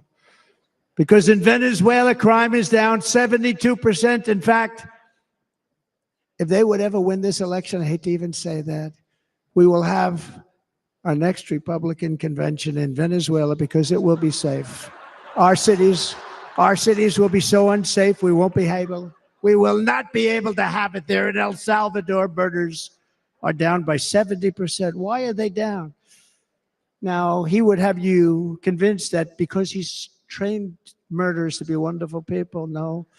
They're down because they're sending their murderers to the United States of America. This is going to be very bad. And bad things are going to happen, and you're seeing it happen all the time. That's why, to keep our families safe, the Republican platform promises to launch the largest deportation operation in the history of our country. Even larger than that of President Dwight D. Eisenhower from many years ago. You know, he was a moderate, but he believed very strongly in borders. He had the largest deportation operation we've ever had.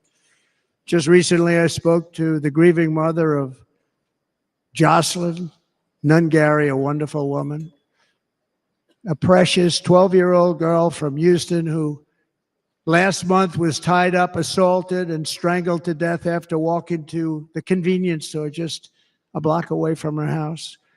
Her body was dumped near the side of the road in a shallow creek, found by some onlookers who couldn't believe what they had witnessed. Charged with Jocelyn's heinous murder are 2 illegal aliens from Venezuela who came across our border, were in custody, and were then released into the country by this horrible, horrible administration that we have right now. I also met recently with the heartbroken mother and sister of Rachel Morin. Rachel was a 37-year-old mom of 5 beautiful children who was brutally raped and murdered while out on a run. She wanted to keep herself in good shape. It was very important to her. She was murdered.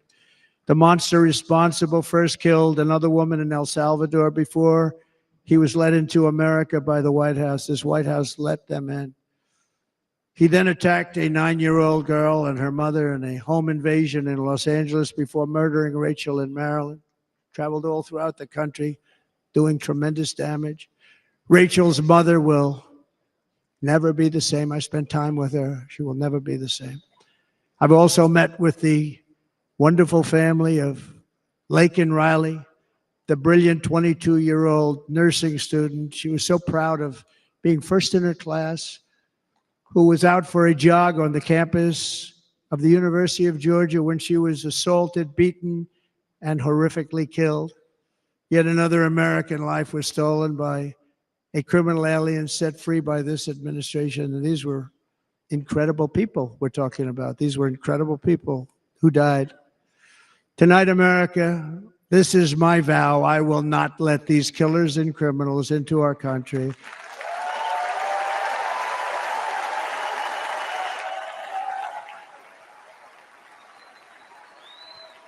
I will keep our sons and daughters safe. As we bring security to our streets, we will help bring stability to the world. I was the first president in modern times to start no new wars. You know, we were the toughest. We were the most respectful. And you saw this.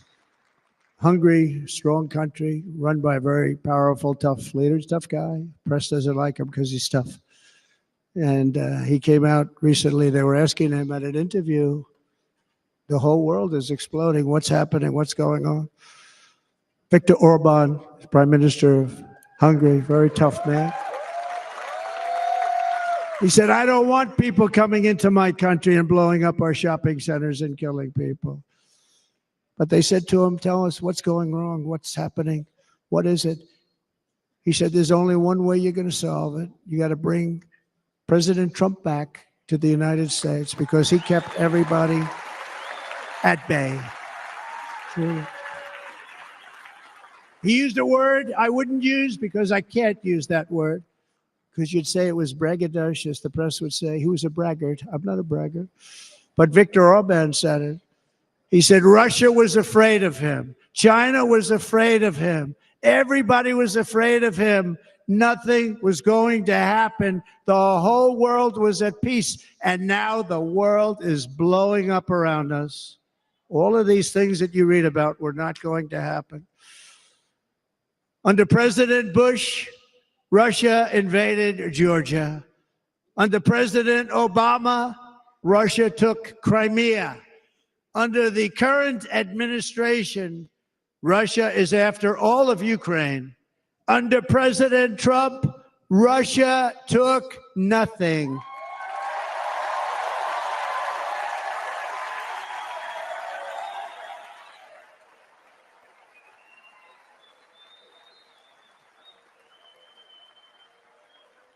We defeated 100% of ISIS in Syria and Iraq, something that was said to take 5 years, sir. It'll take 5 years, sir. We did it in a matter of a couple of months. We have a great military. Our military is not woke. It's just some of the fools on top that are woke.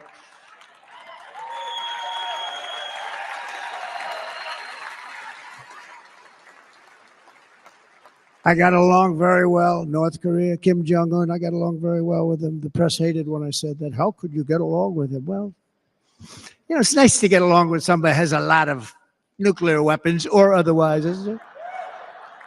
See, in the old days, they'd say, that's a wonderful thing. Now they say, how could you possibly do that?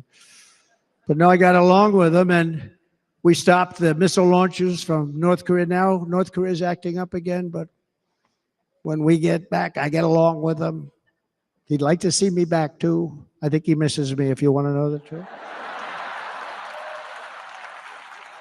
Our opponents inherited a world at peace and turned it into a planet of war. We're in a planet of war.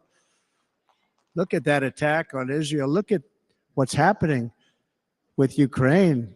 The cities are just bombed out. How can people live like that where buildings, massive buildings are falling to the ground?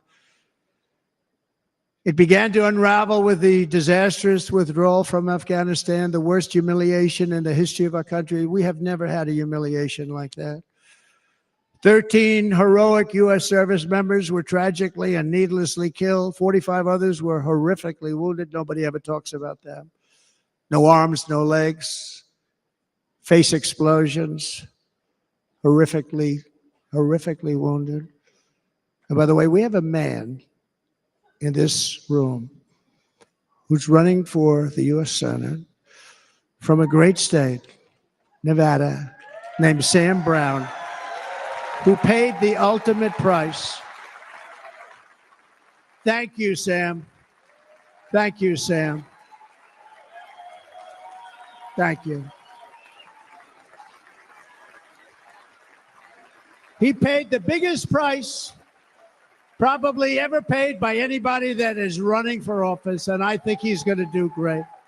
He's running against a person that is not good, not respected, a total lightweight. But Sam, I think, paid, really, we were talking about it with some of the senators that are working so hard for Sam, but he paid the biggest price of any senator ever to run for the Senate. I don't think anybody's ever what he did. He was a real hero, a really great person, and he's running, and I hope that everybody gets out and votes for Sam Brown.